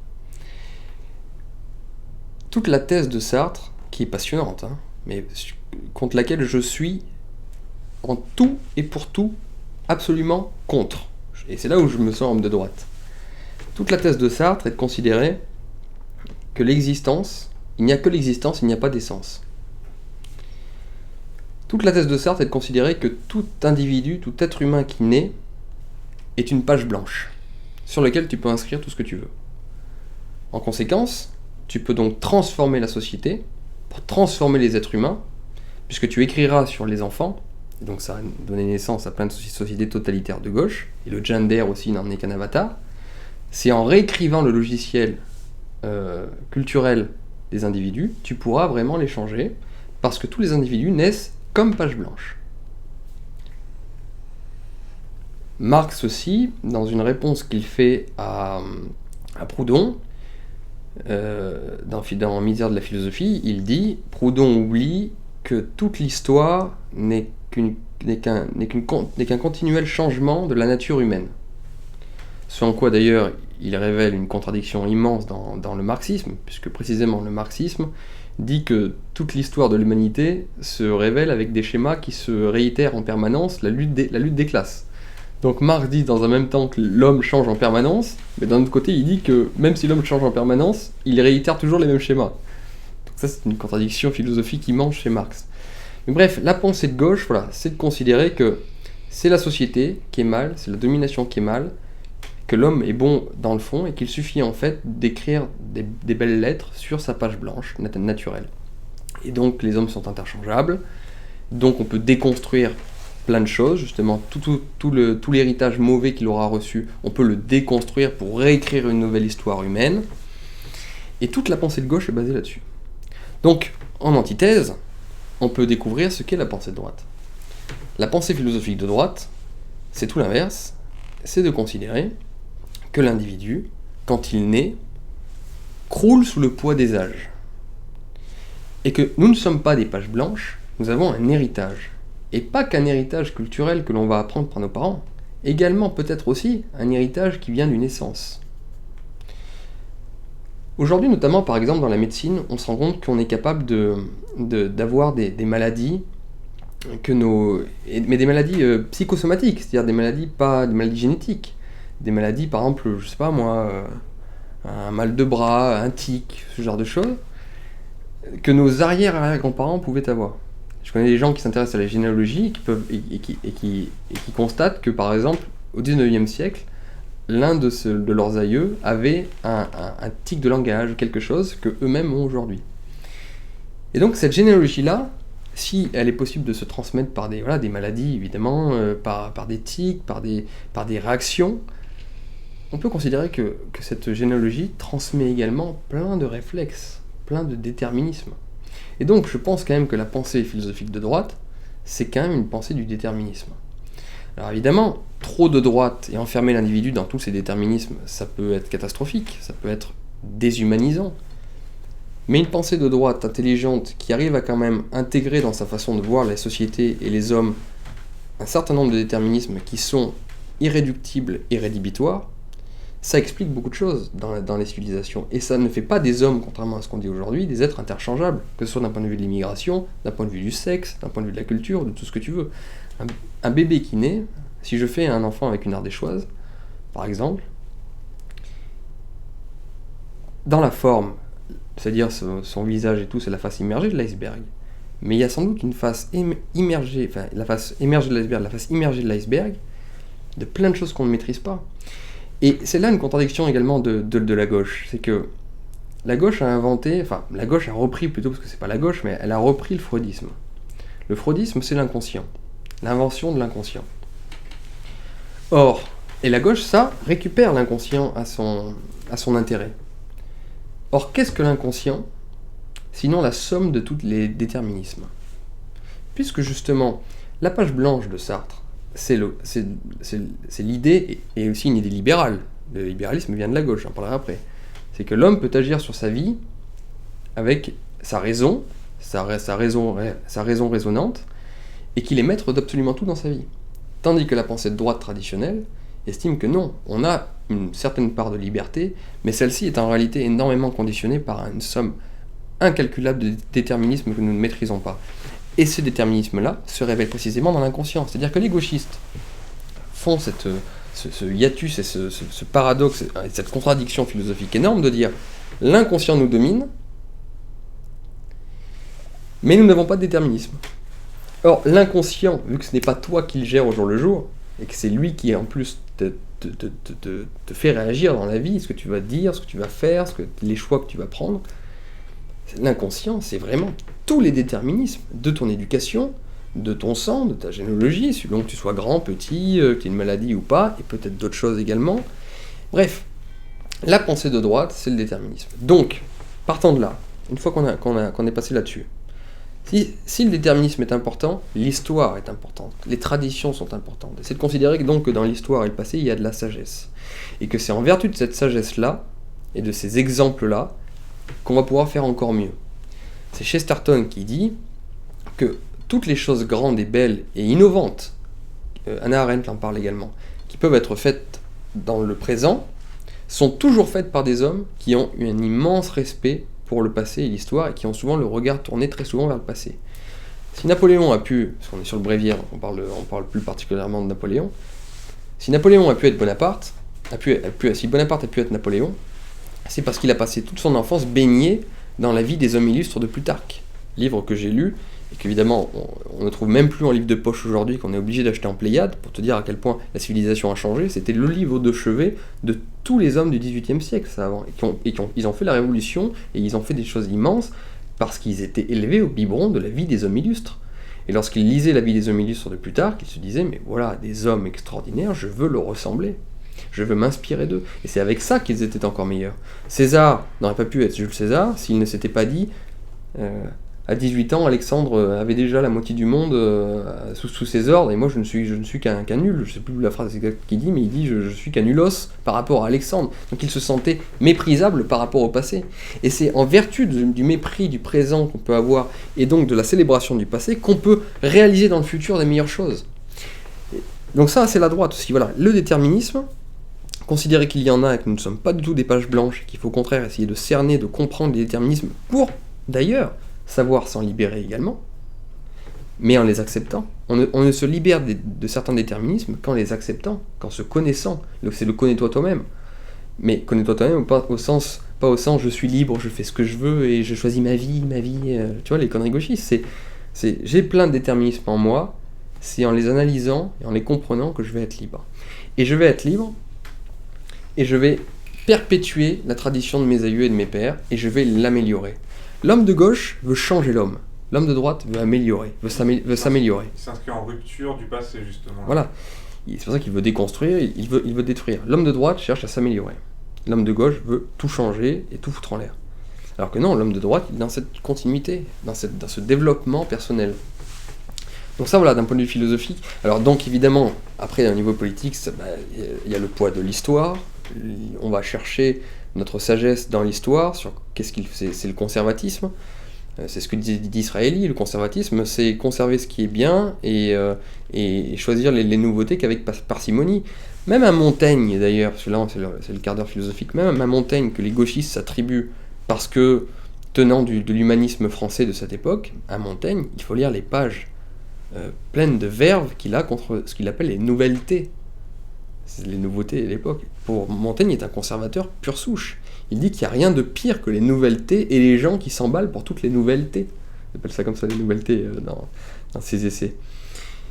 Et donc voilà, c'est d'être capable donc, de s'inscrire bien sûr dans la modernité et bien sûr en étant moderne, mais en se méfiant des nouvelletés, comme nous l'a appris Montaigne, en étant conservateur comme nous l'ont appris Burke et Disraeli.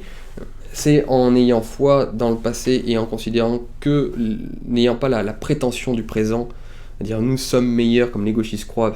Un gauchiste croit que depuis 30 ans, il a enfin atteint la perfection de l'humanité. Et que tous les siècles passés sont des siècles d'obscurantisme. Tandis que tous ceux qui connaissent un peu l'histoire voient des hommes d'une culture, d'une force, d'une énergie et d'une sagesse mais impressionnante. Et comme disait Nietzsche, un grec sous Périclès vaut, d'un point de vue humain, 2000 fois un homme du 19e siècle. Et pourtant, il parlait des hommes du 19e, qui ne sont même pas la génération énergie 12 de notre génération à nous. T'imagines pas là ce qu'il dirait. Parce qu'évidemment, le grec du 5e siècle avant Jésus-Christ, il n'avait pas la montre, la technologie et tout. Mais à la limite, vu qu'il avait un esprit raisonnable et raisonné, tu le faisais passer dans une machine à remonter le temps, tu l'amenais au 19e ou aujourd'hui, il comprendra les évolutions technologiques en une semaine. Qu'en revanche, le moderne, tu l'envoies en Grèce antique, à supporter les valeurs de l'époque, l'énergie qu'il fallait avoir pour... enfin bon, bref, toute la société de l'époque, la noblesse et la grandeur, lui, il se fait écraser en une seconde. Donc la valeur humaine du grec de l'époque est 1000 fois supérieure à celle de l'humanité aujourd'hui. Et donc, voilà, l'homme d'abord aussi, comme l'homme, le vrai humanisme en fait, avec ses déterminismes, son histoire et sa volonté de se parfaire. C'est-à-dire de ne pas considérer que l'homme nu est beau et bel et bon, comme disait Rousseau, le mythe du bon sauvage, non, on est un homme, parce que justement, on ne considère pas, comme disaient les 68 arts, que sous les pavés il y a la plage, sous les pavés il y a des sables mouvants. C'est-à-dire que si tu ne te tiens pas, si tu n'as pas une éducation, si tu n'as pas justement la cravate, pour reprendre la conversation du début, si tu n'as pas toute cette éducation, cet héritage, eh bien, c'est les sables mouvants, c'est l'anarchie, c'est de la destruction. Donc c'est ça les valeurs de droite. Et le libéralisme est une notion totalement de gauche, en réalité. Macron est un véritable homme de gauche, contrairement à ce qu'on croit. Là, il faut lire Michéa, qui a travaillé là-dessus et qui m'a passionné sur ces questions-là. On a tendance à confondre le mouvement ouvrier avec la gauche. Alors qu'en vérité, Marx ne se dit jamais de gauche. Jamais. Tu verras jamais dans un écrit de Marx se dire de gauche. Il y avait la gauche qui était précisément le libéralisme, parce que le libéralisme c'est ça. C'est la société axiologiquement neutre, c'est les individus qui sont libres, totalement libres de tout déterminisme et dont la seule activité consiste à faire ce qu'ils veulent en fonction de leurs raisons, et que leur raison les conduira nécessairement à faire les bons choix pour eux-mêmes et pour la société, c'est ça le libéralisme. Mais ça c'est la gauche, c'est de dire il n'y a pas de déterminisme, il n'y a rien derrière nous, le monde est devant nous, exclusivement devant nous. Meurs vieux monde, je cours vers le nouveau, c'est ça, c'est Barthes ça je crois. Donc Macron est un véritable homme de gauche avec le libéralisme, mais le mouvement ouvrier n'était pas de gauche. En fait, la jonction entre la gauche et le mouvement ouvrier, le mouvement socialisant, s'est faite aux alentours des années 1900 avec l'affaire Dreyfus. Mais avant, le social, la charité vis-à-vis des pauvres ou le catholicisme social, par exemple, ce genre de choses, c'est pas de gauche. La gauche, c'est le libéralisme. Macron est un vrai homme de gauche. Et donc les hommes de droite, la droite orléaniste et tous ces droitards qui n'ont en fait de droite que le libéralisme, c'est-à-dire qu'ils comptent comme des buissons sans penser, qu'ils pensent qu'au pognon, sont en fait des hommes parfaitement de gauche. Et c'est là où la gauche a complètement triomphé, c'est que, y compris chez la droite, c'est qu'en fait, de la gauche à la droite, il n'y a plus que des libéraux, et il n'y a plus aucune droite philosophique. Il n'y a plus aucune droite philosophique qui est essentialiste, parce que le déterminisme, c'est l'essentialisme. Et le général de Gaulle, puisqu'on en parlait aussi tout à l'heure, et ça, il faut lire le livre de Paul-Marie Couteau sur de Gaulle philosophe, il montre à quel point il est platonicien, c'est-à-dire essentialiste. Et ça, c'est très de droite aussi, d'un point de vue philosophique. C'est-à-dire considérer que les choses sont. Il n'y a pas que l'existence, il y a l'essence. L'essence se révèle dans l'existence pour Heidegger, c'est ça. C'est la France est, les hommes sont, les femmes sont, il y a des constantes. Tu vois ce que je veux dire ? Des constantes d'un point de vue de la nature. Et que vouloir détruire ces constantes-là, c'est nous exposer à 1000 dangers et 1000 périls. Alors bien sûr, nous sommes des modernes également, et tout cela peut souffrir d'exceptions. Mais quand même, il faut qu'il y ait des constantes et des traditions. Et qu'à vouloir tout détruire sous prétexte de bonté, d'humanisme, de nouvelleté, comme dirait Montaigne, de choses nouvelles, on risque de tout casser. Et malheureusement, cet esprit droitier a disparu de la surface de la France. Il n'existe que dans quelques petits cercles intello, mais d'un point de vue politique, autant on peut s'en servir de temps en temps comme symbole, on va utiliser quelques phrases qui rappellent ce vieux logiciel droitier, mais dans la vérité, c'est que presque aucun homme politique actuel a ce type de logiciel en lui. Et donc la gauche a complètement triomphé. C'est intéressant puisqu'il y en a, on en entend souvent qui disent que le PS est de droite, que la gauche et la droite sont aujourd'hui toutes les deux de droite parce qu'ils prennent justement le libéralisme comme quelque chose étant affilié à la droite. Et là, ce que tu nous dis, c'est justement la pensée inverse. C'est complètement faux. C'est complètement faux. La vraie gauche, c'est le libéralisme. Et donc d'ailleurs, c'est ce qui explique aussi les revirements des 68ards qui sont devenus des néo-conservateurs. Ils sont dans une logique tout à fait cohérente. Les Glucksmann, les Romain Goupil, qui aujourd'hui sont néo-conservateurs et qui soutiennent la politique américaine, et donc c'est-à-dire sont devenus des libéraux, sont dans la bonne logique, ils ont raison de leur point de vue.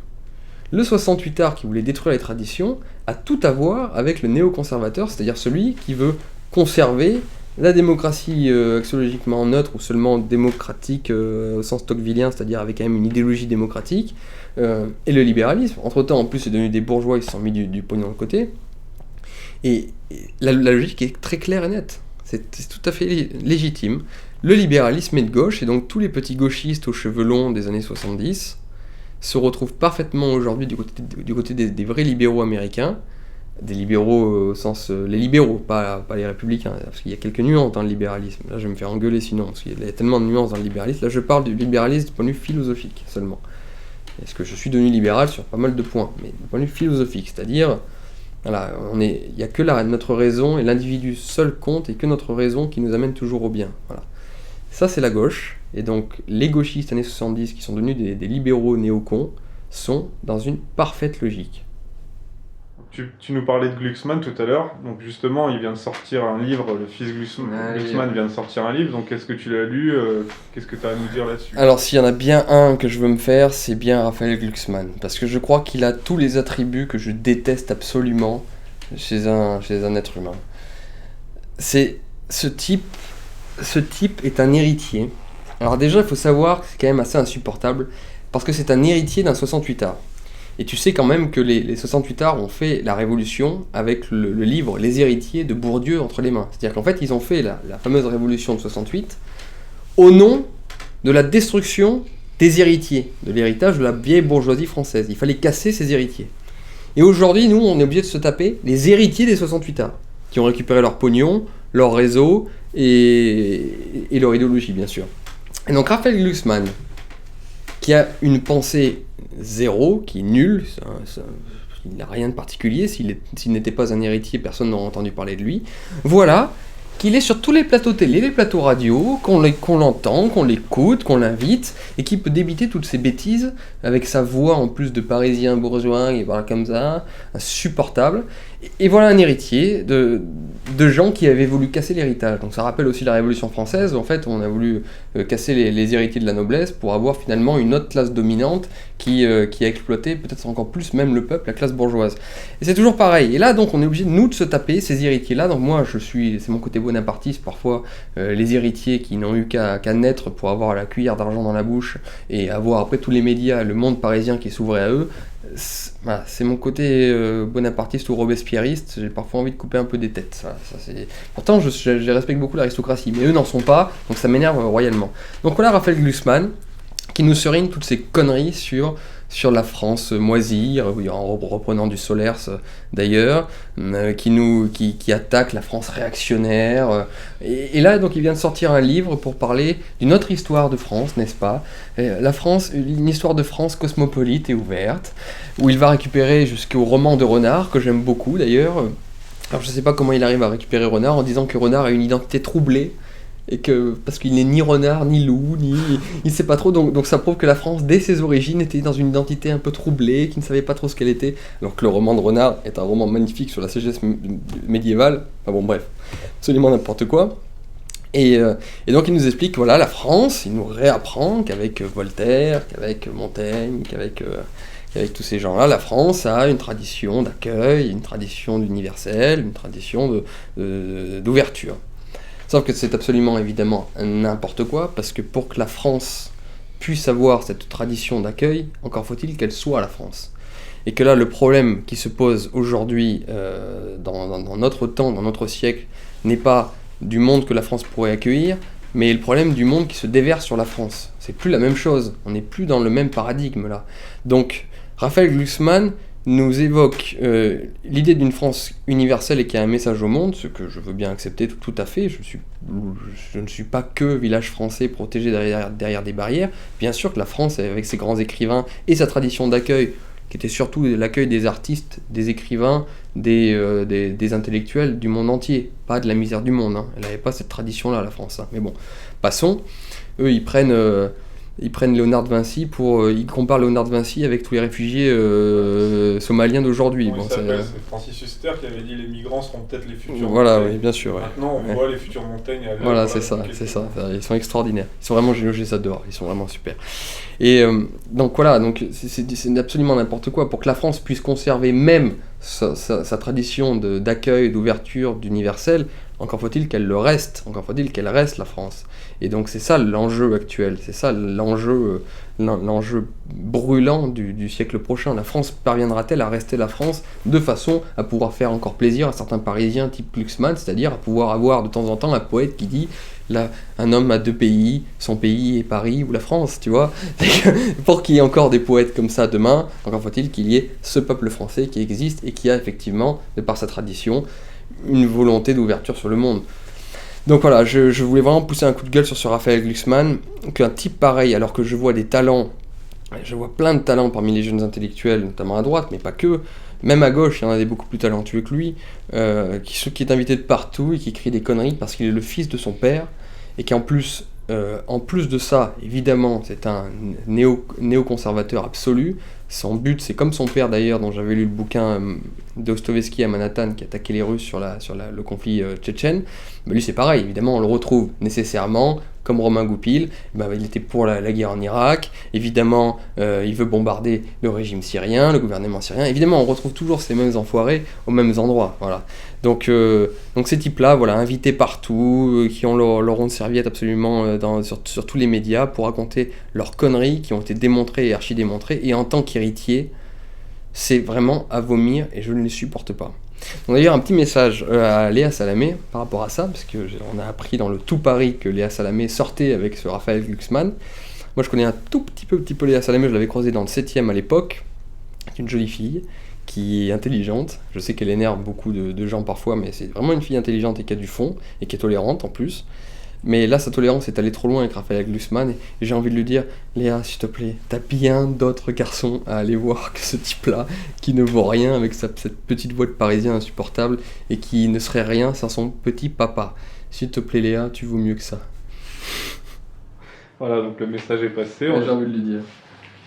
On fera en sorte qu'il lui parvienne. Ouais. Donc on va un peu relever le niveau là, tu me parles de Glucksmann, il faut qu'on relève un peu le niveau, Ouais. sinon l'entretien va s'enfoncer dans les limbes. On va parler de Zemmour un peu pour relever le niveau. Tu parlais de ces intellectuels qui aujourd'hui ont beaucoup plus à dire que Raphaël Glucksmann. Donc Zemmour a fait une analyse sur la France face au défi de l'islam dans son dernier livre. Je ne sais pas si tu l'as lu d'ailleurs, Non. son texte de 50 pages, La France au défi de l'islam. Ce qui a retenu l'attention des médias précisément, c'est que Zemmour cite une source proche de l'état-major par rapport à une certaine opération Ronce qui serait dans les cartons à l'état-major, donc, et qui évoquerait une possible reconquête, une possibilité en tout cas, de reconquête des banlieues qui sont aujourd'hui des territoires, des États dans l'État, des territoires perdus de la République, perdus de la France. Donc est-ce que pour toi ce scénario serait crédible? On m'a aussi posé une question sur le livre d'Oberton, Guérilla, donc toute cette référence à la guerre civile. Pour toi, est-ce que ce scénario est envisageable? J'ai déjà répondu là, un petit peu la dernière fois, c'est que dans mon idée, on entre plus dans un monde néo-féodal, et donc où en fait les conflits vont être divers, épars et multiples. Et je crois peu à la possibilité, en tout cas pour le moment, les choses peuvent changer rapidement, mais pour le moment, à la possibilité de deux camps réunis. Et s'il y a deux camps, encore faut-il savoir quels vont-ils être, parce que il y a une chose qui est essentielle et qu'il faut se dire, c'est qu'aujourd'hui, on veut combattre l'islam, et tous les partis d'ailleurs, y compris le Front National, on veut combattre l'islam conquérant actuel, qui est une donnée, qu'on le veuille ou non, qui est une donnée vérifiable, vérifiée, quelles que peuvent être les manipulations qu'il y a derrière cela. Je dis ça pour les complotistes, oui d'accord, il y a sans doute des gens qui ont mis de l'huile sur le feu de l'islamisme, c'est certain. On le voit d'ailleurs encore en Syrie aujourd'hui. Il y a des gens qui utilisent les islamistes parce qu'il n'y a pas plus con qu'un islamiste. Donc c'est beaucoup mieux d'avoir un islamiste qui crie Allahu Akbar tous les 3 mots qu'un type comme Bachar al-Assad, comme Saddam Hussein, comme Nasser, comme des panarabes qui sont laïcs, qui ont une tradition occidentale. Donc pour manipuler les pays du Proche et Moyen-Orient, en réalité, même si ça fait peur, il vaut beaucoup mieux ces abrutis qui veulent retourner directement au Moyen-Âge. Donc évidemment qu'il y a des manipulations, mais il n'empêche que partout dans le monde, il y a cette poussée de l'islam, et qui est tout à fait naturelle, parce que le monde occidental n'ayant plus rien à proposer qu'un néant absolu, il est naturel que dans ce néant, la nature ayant horreur du vide, en plus, pour ce qui est de la France, pour ce qui est de l'Europe, des personnes d'origine immigrée et qui ont cette tradition islamique, musulmane, se réapproprient l'islam pour avoir une colonne vertébrale et une identité. C'est tout à fait naturel.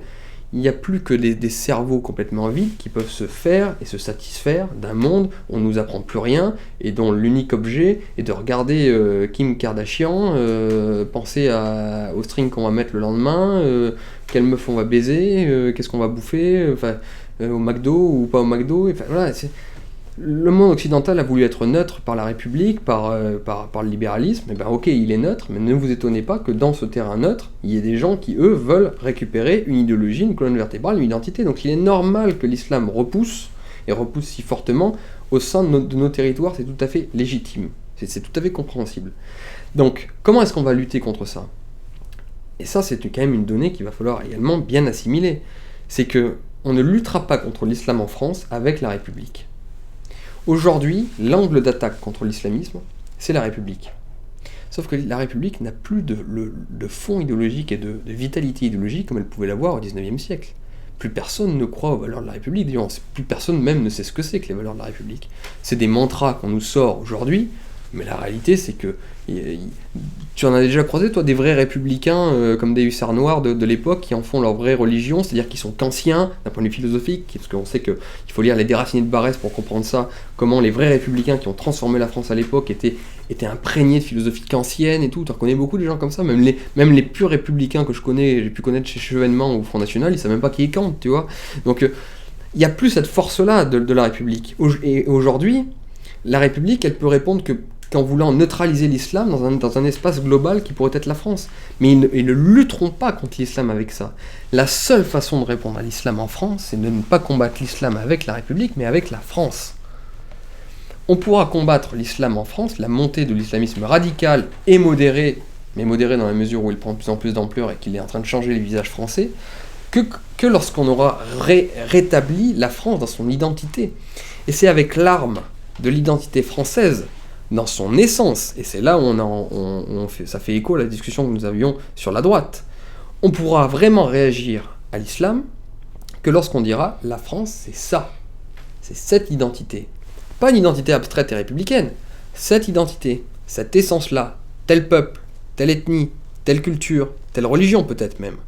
C'est avec ça qu'on luttera. Et évidemment, aujourd'hui, c'est pour ça que je ne crois pas à la possibilité de guerre civile actuellement, nous en sommes très très loin. Personne ne se sentira capable, parce qu'il a encore trop peur de passer pour un raciste, un nazi, ce que tu veux, d'être capable de dire ce non face à l'autre, parce qu'il est quelque chose. L'occidental n'est plus rien. Donc il s'accroche à des valeurs, liberté, égalité, on va se battre contre l'islam avec la liberté, l'égalité, les Charlie, quoi. Mais les Charlie, leur destin, c'est de se faire tous couper la tête. Ils ne se battront pas face à la puissance symbolique, métaphysique, spirituelle et physique de l'islam, avec leurs valeurs, qui peuvent être des belles valeurs ou des valeurs à la noix, qu'importe, mais avec des valeurs. Non. Ils pourront lutter contre l'islam que lorsque la France se sera réappropriée sa propre identité. Et donc là où Zemmour a raison, c'est que le combat pour l'identité est primordial, et que le combat culturel en ce domaine va être essentiel, c'est qu'il va falloir faire des petits Français des gens qui savent ce qu'est la France. Pas la République, la France. La République peut s'intégrer dans le logiciel français, mais d'abord la France avant la République. Et moi je dis ça comme un observateur, parce que là on va dire, Julien veut ça, il veut ci, mais à la limite, qu'importe ce que je veux ou non. Je sais que c'est la vérité. On ne combattra pas l'islam, on ne combattra qu'à la marge, et que de façon vraiment futile, avec ses valeurs républicaines. On combattra l'imprégnation et l'offensive de l'islam en France avec l'identité française et seulement elle, ou l'identité française européenne. Le pire, c'est que les valeurs républicaines, entre guillemets, aujourd'hui, qui sont avancées par nos hommes politiques, ils se réfèrent à la Déclaration universelle des droits de l'homme, qui ont d'ailleurs pris le pas sur la Constitution française, etc. Et qu'au nom de ces valeurs républicaines, universelles, droits de l'homme, par exemple, on n'a pas le droit d'interdire à une femme de porter un burkini, de porter une burqa. Mais d'un point de vue républicain, c'est la vérité. D'un point de vue de la loi sur la République est indifférente aux religions. La République est totalement indifférente aux religions. Si demain, la République a en face d'elle 60 millions de musulmans qui créent une mosquée tous les jours, la République ne peut rien, et qu'ils les financent sur leur propre denier, la République ne pourra rien dire. Et donc c'est là le drame de... Ne survivra même pas. Évidemment, si, ça deviendra une république islamique. Mais la République, elle y verra que du feu. Elle sera toujours République, elle sera contente. Mais voilà, ça va être un vrai travail à faire chez nous et dans le peuple français.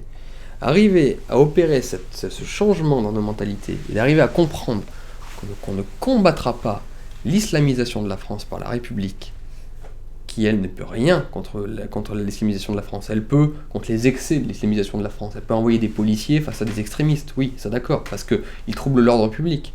Mais l'islamisation de la France, la République, s'en contrecarre et ne peut dans son logiciel que s'en contrecarrer. C'est naturel chez elle, c'est normal, je l'en veux même pas, c'est son logiciel.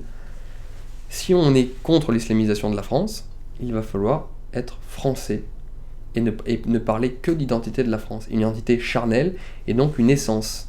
Et donc s'exposer à toutes les critiques des gauchistes, à savoir racistes, nazis, sectaires, intolérants, et tout ce que tu veux. Mais on ne pourra pas en démordre, on ne pourra pas faire sans. Et c'est ce que dit Régis Debray dans un récent entretien au Figaro Vox, c'est que pour lui, l'islamisme, les problèmes que nous connaissons actuellement avec l'islamisme, est justement une opportunité, ou en tout cas peut être une opportunité pour nous de redéfinir ce que nous sommes. Bah ça, tu sais, c'est une logique, je vais même aller beaucoup plus loin que Debray. Alors ça, vraiment, ça va faire... c'est un peu tiré par les cheveux, mais c'est intéressant, je trouve.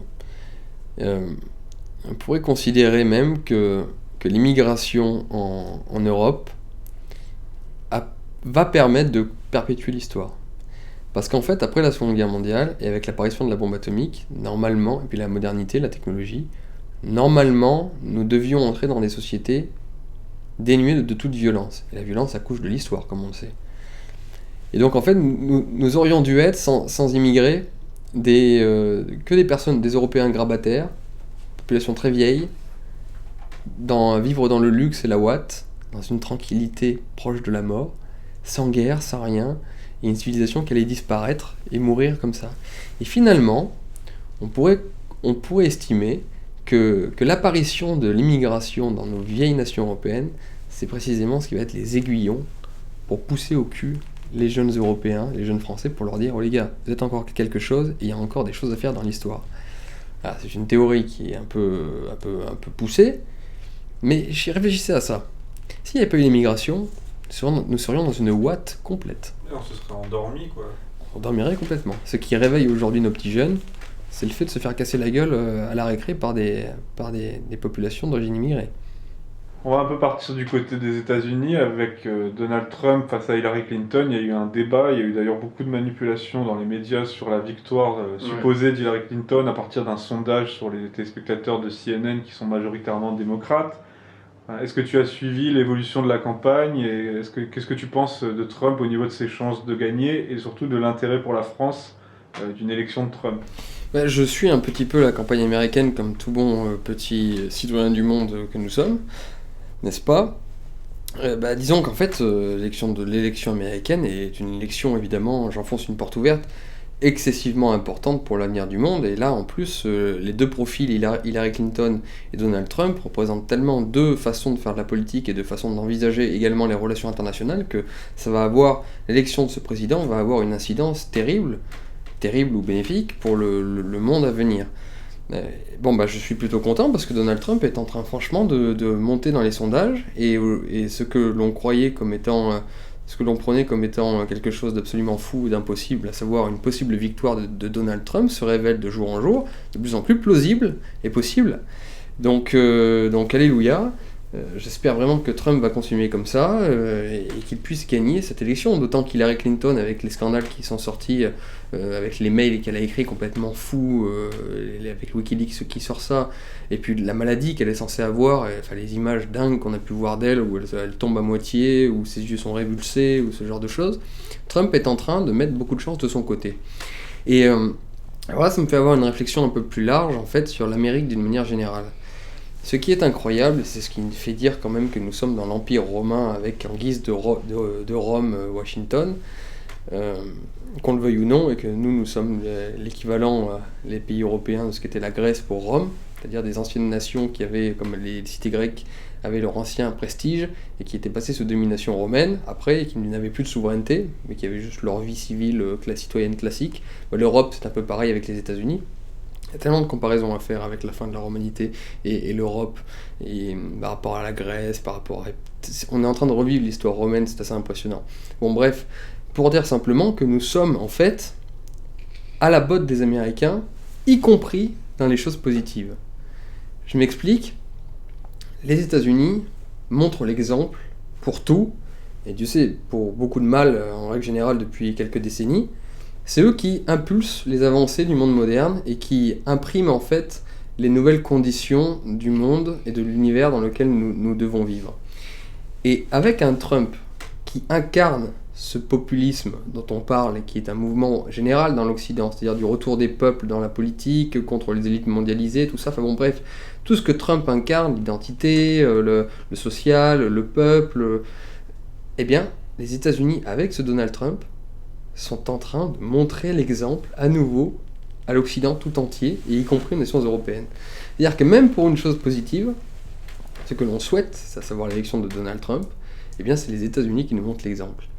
Et ça, si tu veux, c'est une réflexion à la fois terrible et intéressante à mener, c'est de te dire, bon sang, on a passé notre temps à dénoncer les Américains comme étant les initiateurs d'un paquet de merde qui nous ont refoulés d'un point de vue idéologique ou économique, et ils sont aussi capables d'impulser et d'être à l'initiative d'un nouveau mouvement généralisé qui peut se traduire dans toute l'Europe, dans tout l'Occident de manière générale, à savoir le retour des peuples sur la scène politique incarnée par des tribuns populistes. Donc c'est quand même intéressant, je ne sais pas si tu vois où ce que je veux en venir, c'est là où on voit qu'on est vraiment sous l'emprise américaine, parce qu'en bien comme en mal, on est là-dedans. Toute la période multiculturelle, antiraciste, ça a été incarné par Obama. Et là maintenant, on a changé de siècle, c'est fini tout ça. On est au contraire dans un clivage autour des peuples originaux, des peuples de souche, voilà, contre leurs élites. Et ben c'est les Américains qui l'incarnent et qui le traduisent au mieux. Et ça c'est un truc, de te dire qu'en tant que petit Européen, on est quand même en train de regarder outre-Atlantique pour voir l'exemple et voir le modèle. Tu vois, tu te dis, l'Amérique, en bien comme en mal, c'est nos maîtres. C'est nos maîtres. Et ça, c'est un truc, ça ouvre un pan entier de réflexion quand même. C'est assez troublant. Il va falloir que ce soit les Américains qui nous sortent peut-être de la merde, après nous y avoir mis. Ça, c'est un truc, on n'est plus capable de le faire par nous-mêmes, quoi. Ça, c'est un truc intéressant. Justement, comment tu perçois le traitement médiatique qui a été fait de cette élection et du personnage Trump en général depuis la France et de l'avis des intellectuels français sur Donald Trump? Mais en fait, là c'est une autre réflexion que je voulais mener, on constate qu'en France, les intellectuels ont des tabous, et il y a des modes intellectuels en France. Et il y a des choses sur lesquelles ils ne peuvent pas revenir, ils ne peuvent pas les dépasser. Tu peux écouter, sauf Zemmour, qui lui a l'originalité et la liberté pour dépasser ce type de clivage, ce type de tabou. On peut voir qu'en fait, il y a des espèces d'idées fixes qui sont faites par les intellectuels, et ils ne peuvent pas se raccrocher à certains éléments palpables et réels de la vie politique. Exemple, Trump est un bouffon. Trump est un bouffon, c'est une idée fixe qu'ils ont. Et même ceux qui partagent totalement les idées de Trump en réalité, ne peuvent pas se dire pro-Trump. Et il y a le même phénomène pour le Front National. Ça, c'est vraiment à mourir de rire avec le Front National, parce que au départ, ça faisait pleurer, mais il y a un côté absolument ridicule avec ça. Vous écoutez les Finkielkraut, vous écoutez les Natacha Polony, vous écoutez tout ce type d'intellectuels, ils sont infoutus de se dire pro-Marine Le Pen. Et ils vont trouver, pour se justifier, 1000 arguties, 1000 petits détails, 1000 petites choses ridicules. Alors quand tu vois le discours d'une Natacha Polony, chevènementiste, elle est totalement sur la ligne de Marine Le Pen et de Florent Philippot aujourd'hui, absolument. Donc normalement, dans une ère rationnelle, elle devrait dire, moi, le candidat qui me ressemble le plus, c'est Marine Le Pen. Mais ils ne peuvent pas se dire frontistes. Et on en arrive à un point en France où tu as des intellectuels qui disent bien pire que le Front National, notamment sur les questions identitaires, qui sont invités dans tous les salons, dans les réunions des Républicains, par exemple, ou dans les médias. Eux, ils passent, mais se dire frontiste, ça ne passe pas. Donc là, il y a un côté vraiment absolument ridicule. Même moi, d'un point de vue personnel, on peut dire que je me suis radicalisé, comme ils disent aujourd'hui, sur les questions droitières et identitaires par rapport au Front National, et moi, maintenant, je rentre dans tous les salons, de bons bourgeois de droite, il n'y a aucun problème. Je suis invité. Mais en tant que frontiste, si j'étais encore frontiste, alors là non, le frontiste non, on n'en veut Il y pas. a encore un cordon sanitaire. Alors on va en arriver à un point où tu verras à la télé demain des nazis qui pourront passer à la télé et être invités dans des conférences et des réceptions, mais Le Pen on n'en veut pas. Et pour des raisons complètement irrationnelles. Et c'est les intellectuels français, tu vois Finkielkraut comme il essaye de se démener, de se débrouiller, d'utiliser vraiment une rhétorique. J'aime bien Finkielkraut, mais pour essayer de se dépêtrer du Front National. Zemmour qui n'ose pas le dire aussi, des fois qu'on lui demande pour qui il va voter, il n'ose pas dire Front National parce que, je veux dire, il y a le Penisme, Le Pen a imprimé une telle marque au Front National que beaucoup pensent que d'ailleurs jamais Le Pen ne sera au pouvoir à cause de ça, parce qu'il a pesé de tout son poids diabolique. Et le lepénisme, quand bien même aujourd'hui Marine Le Pen se mettrait des dreadlocks, fumerait un joint à la télé et se dirait citoyenne du monde, on ne veut pas voter pour elle parce qu'elle s'appelle Le Pen et c'est le Front National. Et à côté de ça, pourront intervenir chez les Républicains, à la télévision, sur iTélé ou chez TADI, des nazis, des fascistes qui pourront dire n'importe quoi, mais c'est pas que ça passe. Mais frontistes, non. Pour Trump, c'est pareil. Et j'aime bien voir et étudier les idées reçues comme ça, et les idées fixes que peut avoir l'intelligentsia, qui se prennent pour des grands intellectuels, qui savent même pas avoir une réflexion à l'encontre d'eux-mêmes et réfléchir sur leurs propres bêtises, c'est-à-dire se remettre en question, et de les voir en fait complètement bloqués dans des systèmes comme ça. Pour Bachar al-Assad, c'est pareil, par exemple. L'idée fixe, c'est Bachar al-Assad est un meurtrier. Et tu auras beau leur prouver par A plus B que bah non, la guerre qu'il a menée, au contraire, c'était pas du tout son intérêt de faire qu'il y ait des débordements, qu'il y ait des meurtres et tout, parce qu'il savait que le monde le regardait. Donc quand il y en a eu, ça a été de la part des militaires, il a sévi contre eux.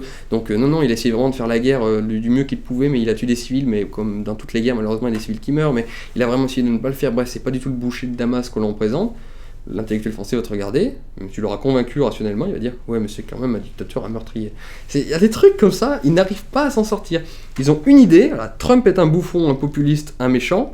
Les mecs partagent 99% de ces idées, mais ils voteront pas Trump. Et ils se diront surtout pas à la télé pro-Trump. Marine Le Pen, pareil, aujourd'hui c'est une républicaine, bon chic, bon genre, sans aucun excès de rien du tout. C'est le Front National, c'est mauvais. Mais un Zemmour pourra dire qu'il faut foutre l'islam à la mer, mais il sera invité parmi les bons députés républicains. Ça n'a plus aucun sens. C'est parce que la diabolisation a vraiment été très forte, et, du coup je pense que le temps fera... Ouais, mais même pas, il y a c'est ce qui d'ailleurs détruit le principe même des fondements des libéraux, sur que l'homme est un animal rationnel. C'est faux, l'homme est blindé de conneries complètement irrationnelles. Et dans l'intelligentsia française, cette irrationalité se révèle, et notamment, je te dis, à l'égard du Front, à l'égard de Trump et tout, ils ont des blocages. Non, pas eux. Il y a une autre barrière aussi qu'on pourrait constater, par exemple, quand Zemmour avait parlé du fait que Vichy avait sauvé des juifs, il pouvait avancer des arguments, des choses factuelles, mais regardez... Ah, mais qu'importe. Mais comme c'est Vichy, c'est Pétain, alors c'est mauvais. Bien sûr. C'est comme ça. C'est intéressant. C'est comme ça. Alors l'ouverture d'esprit, la tolérance dans la discussion, ça ce sont des attributs que nous avons. Moi j'aime discuter avec tout le monde, j'aime même parler de tout. Si quelqu'un me prouve demain, alors Dieu sait que je l'aime pas, que Staline est un être exceptionnel qui a fait du bien à l'Union soviétique, je l'écouterai sans aucun problème. Est-ce que tu penses que c'est être de droite, que l'ouverture d'esprit est quelque chose de droite ? Mais parfois on se demande, hein. Moi je te dis, je suis prêt à passer une soirée avec un type qui me défend Staline et j'opposerai argument contre argument. Bon, après on se pètera peut-être la gueule, mais ce sera à la fin de la soirée, quoi. D'abord on aura commencé à discuter, que eux non, on discute pas, c'est comme ça. Ça oui, de toute façon c'est sûr que... en fait le gauchiste, comme disait Philippe Muret, c'est la première des générations qui n'a aucun remords, qui n'a aucune remise en question, parce qu'ils se sentent dans le bien total. C'est-à-dire qu'à l'époque, les anciennes générations avaient, par exemple, la religion, le catholicisme notamment, pour être capable de se remettre en question. C'est-à-dire, même s'ils pouvaient être pédants dans la vie de tous les jours, et être sûrs de leur bien, de leur mal, quand ils se retrouvaient face à leur Seigneur, dans la prière, ils se sentaient contrits, ils se sentaient pleins de remords. Et au moins, ils avaient cet acte d'humilité. Au moins face à quelque chose, ou face à Dieu. Il y avait au moins ça chez eux. Que l'apparition du gauchisme depuis les années 70, c'est la première fois qu'on a un individu qui peut faire toutes les pires cochonneries du monde dans la vie de tous les jours, mais qui ne se remet pas en question parce qu'il est du côté du bien. Donc il n'a pas de référent moral devant qui s'agenouiller. Il n'a pas Dieu, évidemment, Il n'a pas le peuple, parce que le peuple, de toute façon, c'est des barbares qui sont prêts à voter pour des populistes ou des nazis s'ils sont manipulés. Non, il est dans son Saint-Germain, il est bien, il a raison. Il a raison sur tout, et donc il ne souffre pas, bien sûr, toute discussion. Et si tu es contre lui, tu es le mal, de toute façon. Donc pourquoi discuter?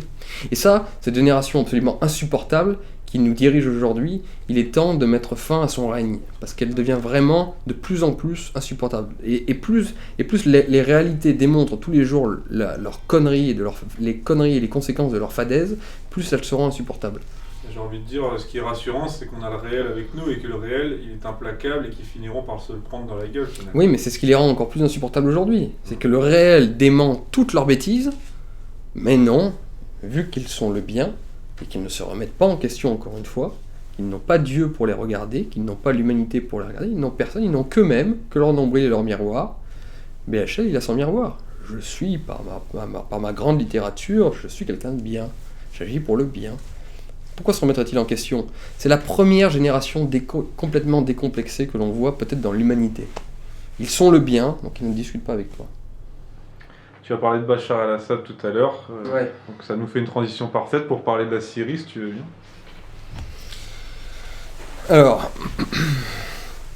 Alors franchement, je commence à ne plus en pouvoir sur la question syrienne. Donc on va refaire un point sur, parce que c'est quand même un point très important, c'est le conflit de ce début du XXIe siècle. Tout le monde en parle et ça a bien sûr des conséquences sur l'Europe entière, sur le monde entier. Déjà, première chose, Bachar el-Assad est invité, tu peux te rappeler, sur les Champs-Élysées pour le 14 juillet 2008, donc en France. Bachar el-Assad, à ce moment-là, était en train de se rapprocher énormément des présidents occidentaux. Notamment, on oublie trop souvent, il était allé jusqu'en Iran pour faire libérer une otage française, il l'a fait libérer, donc il commençait à être à nouveau dans le concert des nations, parce qu'on s'apercevait qu'il faisait des bonnes choses. La Syrie fonctionnait très très bien, le pic de tourisme pour la Syrie c'est 2008, il y avait de plus en plus de touristes. Avec Israël, la paix était en passe d'être signée, il n'y avait plus de conflit depuis très longtemps, il y avait une paix blanche en gros sous-jacente qui avait été signée, et donc Bachar el-Assad était un homme accepté et acceptable. C'était pas du tout un méchant dictateur à ce moment-là. Et il se trouve que, à ce moment-là, les Qataris, avec la France et les États-Unis, avaient un projet de gazoduc qui passerait par le Qatar et donc par la Syrie, par le Liban, pour récupérer donc les ressources gazières qataries et donc essayer de contrebalancer, de concurrencer les ressources gazières russes. Donc c'était un projet pour lequel étaient intéressés les Qataris, bien entendu, les Français, les Anglais et les Américains. Bachar el-Assad était en pleine négociation sur ce gazoduc. En 2008, il l'était. Bachar el-Assad a fini par dire non. Et j'ai une anecdote sur le sujet. Il a fini par dire non à ce projet de gazoduc franco-qatari.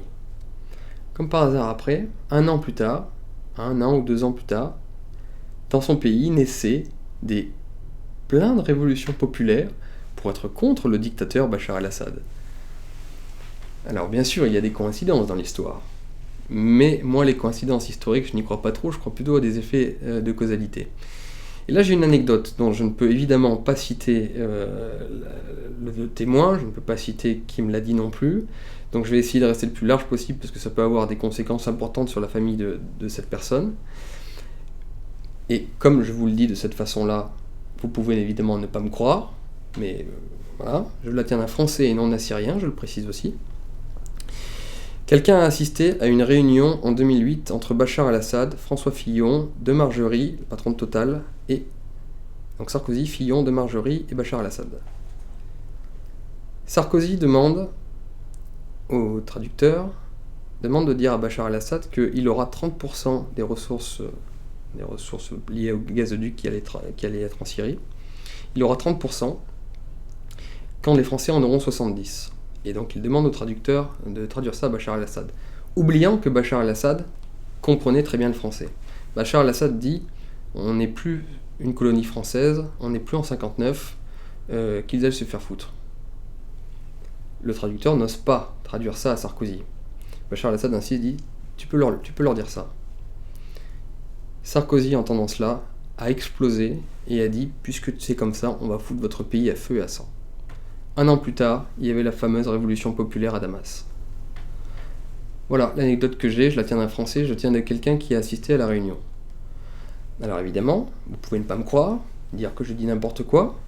Il se trouve que c'est bien le caractère de Sarkozy d'exploser de cette façon.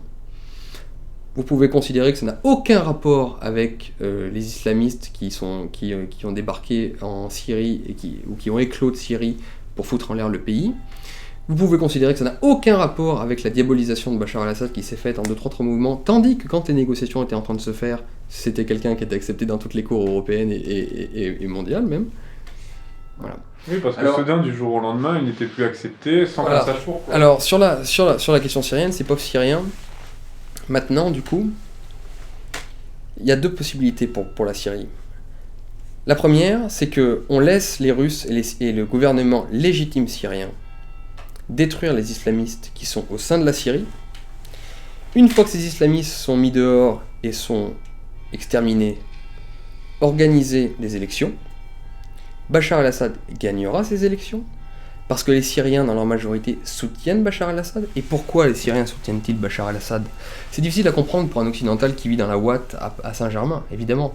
Mais pour les Syriens, pour une grosse majorité de Syriens, quelles que soient les confessions d'ailleurs, Bachar al-Assad, ce n'est pas le problème de savoir s'il est parfait ou pas, c'est que c'est un homme qui garantit leur mode de vie. Et quiconque est allé en Syrie se rend compte que le mode de vie des Syriens, c'est précisément d'être libre, d'être laïque, que les femmes puissent travailler, faire ce qu'elles veulent, diriger des hommes, d'ailleurs j'en ai vu engueuler des hommes qui repartaient la queue entre les jambes, qui peuvent sortir le soir prendre des verres, en mini-jupe, sans porter le voile, la burqa et tout ça. Et ils ont en face d'eux Daesh et les islamistes. Donc quand vous êtes dans une condition de société, de civilisation comme ça, vous êtes bien content d'avoir un Bachar al-Assad qui vous défend. Même si le régime, comme on l'appelle, parce que c'est même pas un régime, c'est un gouvernement syrien, le gouvernement légitime syrien n'est pas une parfaite démocratie à l'occidentale et à la libérale. Mais c'est pas ce que les Syriens demandent aujourd'hui. Donc évidemment que lorsque les élections se présenteront après la guerre, eh bien Bachar al-Assad sera réélu, peut-être pas à vie, mais il sera réélu tout de suite, parce que pour les Syriens, il incarne cette garantie de vie. Et je suis désolé, les philosophes de Saint-Germain, ils peuvent penser aux droits de l'homme, à l'humanisme et tout ce que vous voulez, mais ce qui compte dans la vie de tous les jours, c'est comment on mange et comment on est libre à sortir dans la rue. Donc il est normal que les Syriens soutiennent Bachar al-Assad. On ne peut pas, et ça, c'est là où on voit que ce sont aussi des gros menteurs, c'est que les Américains et les Français essayent là, en ce moment, de casser ce processus-là. Parce que le seul avenir que peut avoir la Syrie, c'est précisément de laisser faire les Russes et les Syriens, c'est-à-dire de réduire les islamistes, pour ensuite, et c'est dans les buts de guerre russe, je te signale, de faire une élection en Syrie. Mais ils ne veulent pas faire ça, parce que eux savent, les Américains et les Français, que Bachar al-Assad sera réélu. Ils ne souhaitent pas cela. Donc finalement, qui joue contre la paix ? Qui joue contre la fin d'un conflit ? C'est les Français, c'est les Américains, pour le moment. Si on veut la paix, si on veut que le conflit s'arrête, il faut réduire les islamistes. On ne pourra pas faire autrement, à moins de considérer, en tant que belle âme, que l'on peut faire des élections avec une grosse partie du pays qui est tenue par Daesh. C'est comme si demain, c'est comme si pendant la Seconde Guerre mondiale, on parlait politique en France quand les Allemands étaient encore en France. Non, d'abord on se libérait de l'envahisseur et après on faisait de la politique à nouveau, on faisait des élections. C'est comme ça que ça marche normalement quand les envahisseurs sont dans ton pays. Pour les Syriens, c'est la même chose. Les milliers de troupes qui viennent de toutes parts du monde entier qui sont sur le sol syrien, les fameux rebelles, Al-Nosra, Al-Qaïda, Daesh, eh bien, tant qu'ils sont sur le sol syrien, on ne peut pas faire de politique et parler démocratie, tu vois. Et c'est le bon sens que de comprendre ça. Donc on se débarrasse, et c'est le but de guerre russe et syrien, on se débarrasse des islamistes, donc on les laisse faire, et une fois que c'est fait, on mène des élections, et désolé pour les belles âmes occidentales, mais Bachar al-Assad a de fortes chances d'être réélu. Sinon, c'est quoi l'alternative ? Et c'est évidemment ce que souhaitent un bon nombre de pays dans la région et dans le monde. Parce que les Syriens ont ce grand malheur d'être à la fois des alliés de l'Iran, d'être des alliés des Russes, d'être des alliés du Hezbollah. Donc évidemment, ils ont tout contre eux, les pauvres, et d'être l'un des derniers pays pan-arabes, c'est-à-dire laïque, et qui incarne encore quelque chose de solide dans ce monde arabe qui est devenu un foutoir incroyable. Eh bien, si jamais on fait tomber le régime, le fameux régime, le gouvernement, qu'est-ce qui va se passer en Syrie ? La Syrie va être complètement fragmentée, complètement divisée, des bandes de djihadistes circuleront comme ils l'entendent, comme c'est le cas en Libye, comme c'est le cas en Irak, ça a quand même créé Daesh, cette situation. Alors là, bien sûr, les Occidentaux pourront faire passer tous les gazoducs qu'ils voudront en payant 2-3 tribus islamistes, comme ils essayent de faire en Afghanistan, comme ils ont fait en Afghanistan. Il n'y aura plus de pouvoir fort à Damas, donc on se sera débarrassé d'un allié embêtant dans la région. Et bien voilà, donc, et ce sera la guerre permanente et le conflit permanent. Donc là, il y a deux choix à faire. Il y a un choix à faire. Il y a soit on choisit cette solution de foutre en l'air les islamistes là-bas, et donc d'arrêter de pleurer quand on bombarde Alep-Est qui est dirigé aujourd'hui pour le front al-Nosra, et ensuite d'avoir une grande conférence internationale pour provoquer des élections, et ces élections se feront, et après donc on envisagera l'avenir avec un pays qui sera stable à nouveau, ou alors on fout en l'air le gouvernement syrien, et c'est la panacée pour les islamistes en Syrie. Alors évidemment, c'est ce que je te disais tout à l'heure, les islamistes ne représentent pas vraiment un danger pour les occidentaux, contrairement à ce qu'on croit. Ça fait péter quelques attentats, mais ça c'est la population qui trinque, c'est pas les gouvernants. Les gouvernants, ce qu'ils veulent, c'est pouvoir faire passer des gazoducs, faire un peu ce qu'ils veulent dans les pays. Et ça, il n'y a rien de mieux qu'un abruti d'islamistes pour se faire. Donc moi je suis désespéré, je sais que les Syriens sont un peuple fort et noble, donc je crois en leur victoire finale, et qu'ils pourront faire des élections et montrer à la terre entière qu'ils sont capables de conserver leur pays, la dignité de leur pays, et de mener des élections sans avoir besoin de la démocratie à l'américaine, c'est-à-dire sous cachet américain avec la bombe.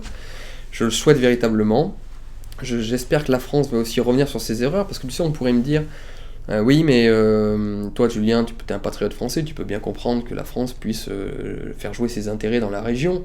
Et donc, le coût du gazoduc, ça aurait été bon pour la France. Donc, à la limite, on s'en fout des pays étrangers. Bah non, parce que moi, je veux une politique étrangère française qui pourra se rééquilibrer. Et d'ailleurs, toute la force de la vraie politique française étrangère, c'est le rééquilibre avec les nations arabes et avec la Russie par rapport aux États-Unis. Non pas d'être contre les Qataris, les Saoudiens ou les Iraniens, c'est d'être une force d'équilibre et d'écouter tout le monde. Et même d'un point de vue de la civilisation, d'être du côté de gouvernements arabes qui permettent et qui garantissent la laïcité et la liberté des femmes, c'est déjà une richesse absolue. Et donc pour moi, l'intérêt de la France, c'est d'être plutôt de ce côté-là. C'est pas de foutre en l'air les pays de ces gens-là qui ne sont pas parfaits de notre point de vue, mais nous on a François Hollande au pouvoir, si tu veux. Quand on a François Hollande au pouvoir, oui, c'est un vrai démocrate, on va dire ça comme ça, mais quand dans un état de guerre, je préférais avoir Bachar el-Assad à la tête de la France que François Hollande, tu vois, s'il y avait Daesh en face. Voilà, il faut que les Français s'interrogent là-dessus. Si les Syriens aiment tant Bachar el-Assad, beaucoup de Syriens aiment tant Bachar el-Assad, c'est pas pour rien. Donc voilà, moi j'espère en tout cas de tout cœur en leur victoire. Voilà, c'est un peuple qui est beau, qui est noble, et j'espère que malgré toutes les erreurs, les méchancetés, les manipulations occidentales, j'espère qu'ils en sortiront, et encore une fois qu'ils pourront montrer au monde qu'ils peuvent continuer à faire persister le Damas, sa civilisation, et pas tomber comme la Libye et l'Irak dans un bordel et une anarchie complète, provoquée par les Occidentaux et aussi par les forces islamistes payées par les Qataris et les Saoudiens. Pour terminer, on va terminer sur un sujet un peu plus léger. On t'a vu récemment, tu as retweeté ça, on t'a vu dans la couverture, enfin dans un article de... C'était quoi, un magazine homosexuel là. Garçon Magazine. Garçon Magazine, et qui parlait justement du FN à la conquête des LGBT ou je sais pas quoi, et il y avait ta photo. Ils ont pris ma photo, ouais. Ils ont pris ta photo, même s'ils ne parlaient pas de toi, mais ils t'ont choisi comme égérie de cet article. Oui, je l'ai retweeté parce que maintenant ça me fait rire. Quand je suis arrivé à Paris, moi, jeune provincial, qui connaissait pas du tout la question de l'homosexualité, moi en Ardèche, j'en ai jamais vu.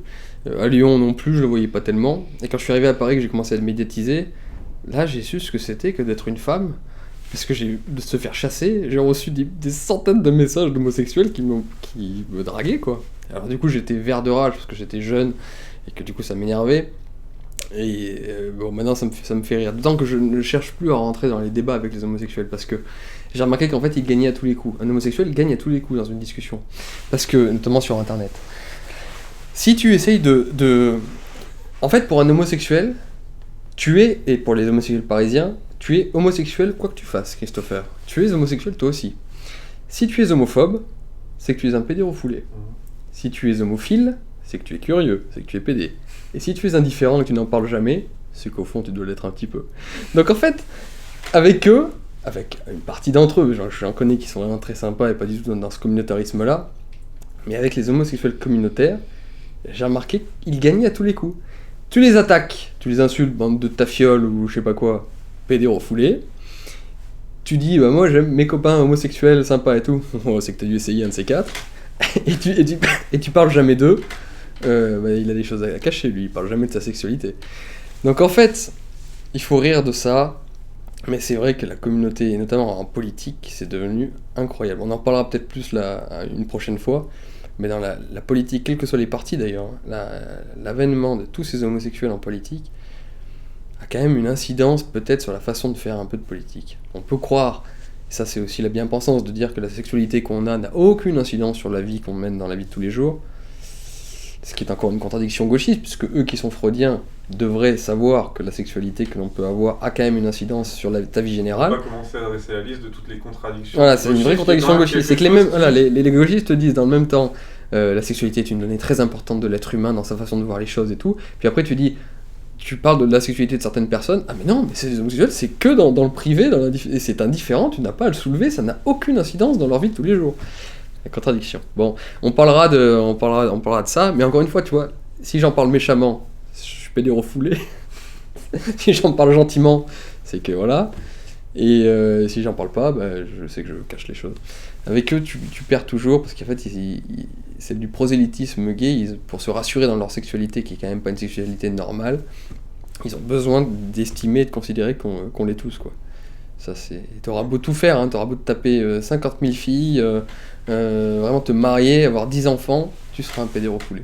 Ah, quand Julien Roche dit à la une de Tétu, d'ailleurs je crois que Tétu a fermé. Ouais, bah c'est dommage, mais maintenant ça me fait marrer, maintenant ça me fait rire. Quand j'étais jeune, ça m'énervait, parce que je te dis, le petit Ardéchois que j'étais, voir ça, c'était une offense à mon honneur, quoi. Je voulais casser la gueule à tout le monde. Mais maintenant, je me suis parisianisé, ça me fait marrer. Merci à toi Julien pour Merci cet à toi, entretien, et merci à nos auditeurs de nous avoir suivis jusqu'au bout. On se retrouve le mois prochain pour un nouveau numéro de Sécession. Et pour les adhérents du Bréviaire des Patriotes, on se retrouve tout de suite après. Rendez-vous sur le site pour l'aparté qui est la question bonus de cet entretien. A bientôt et merci.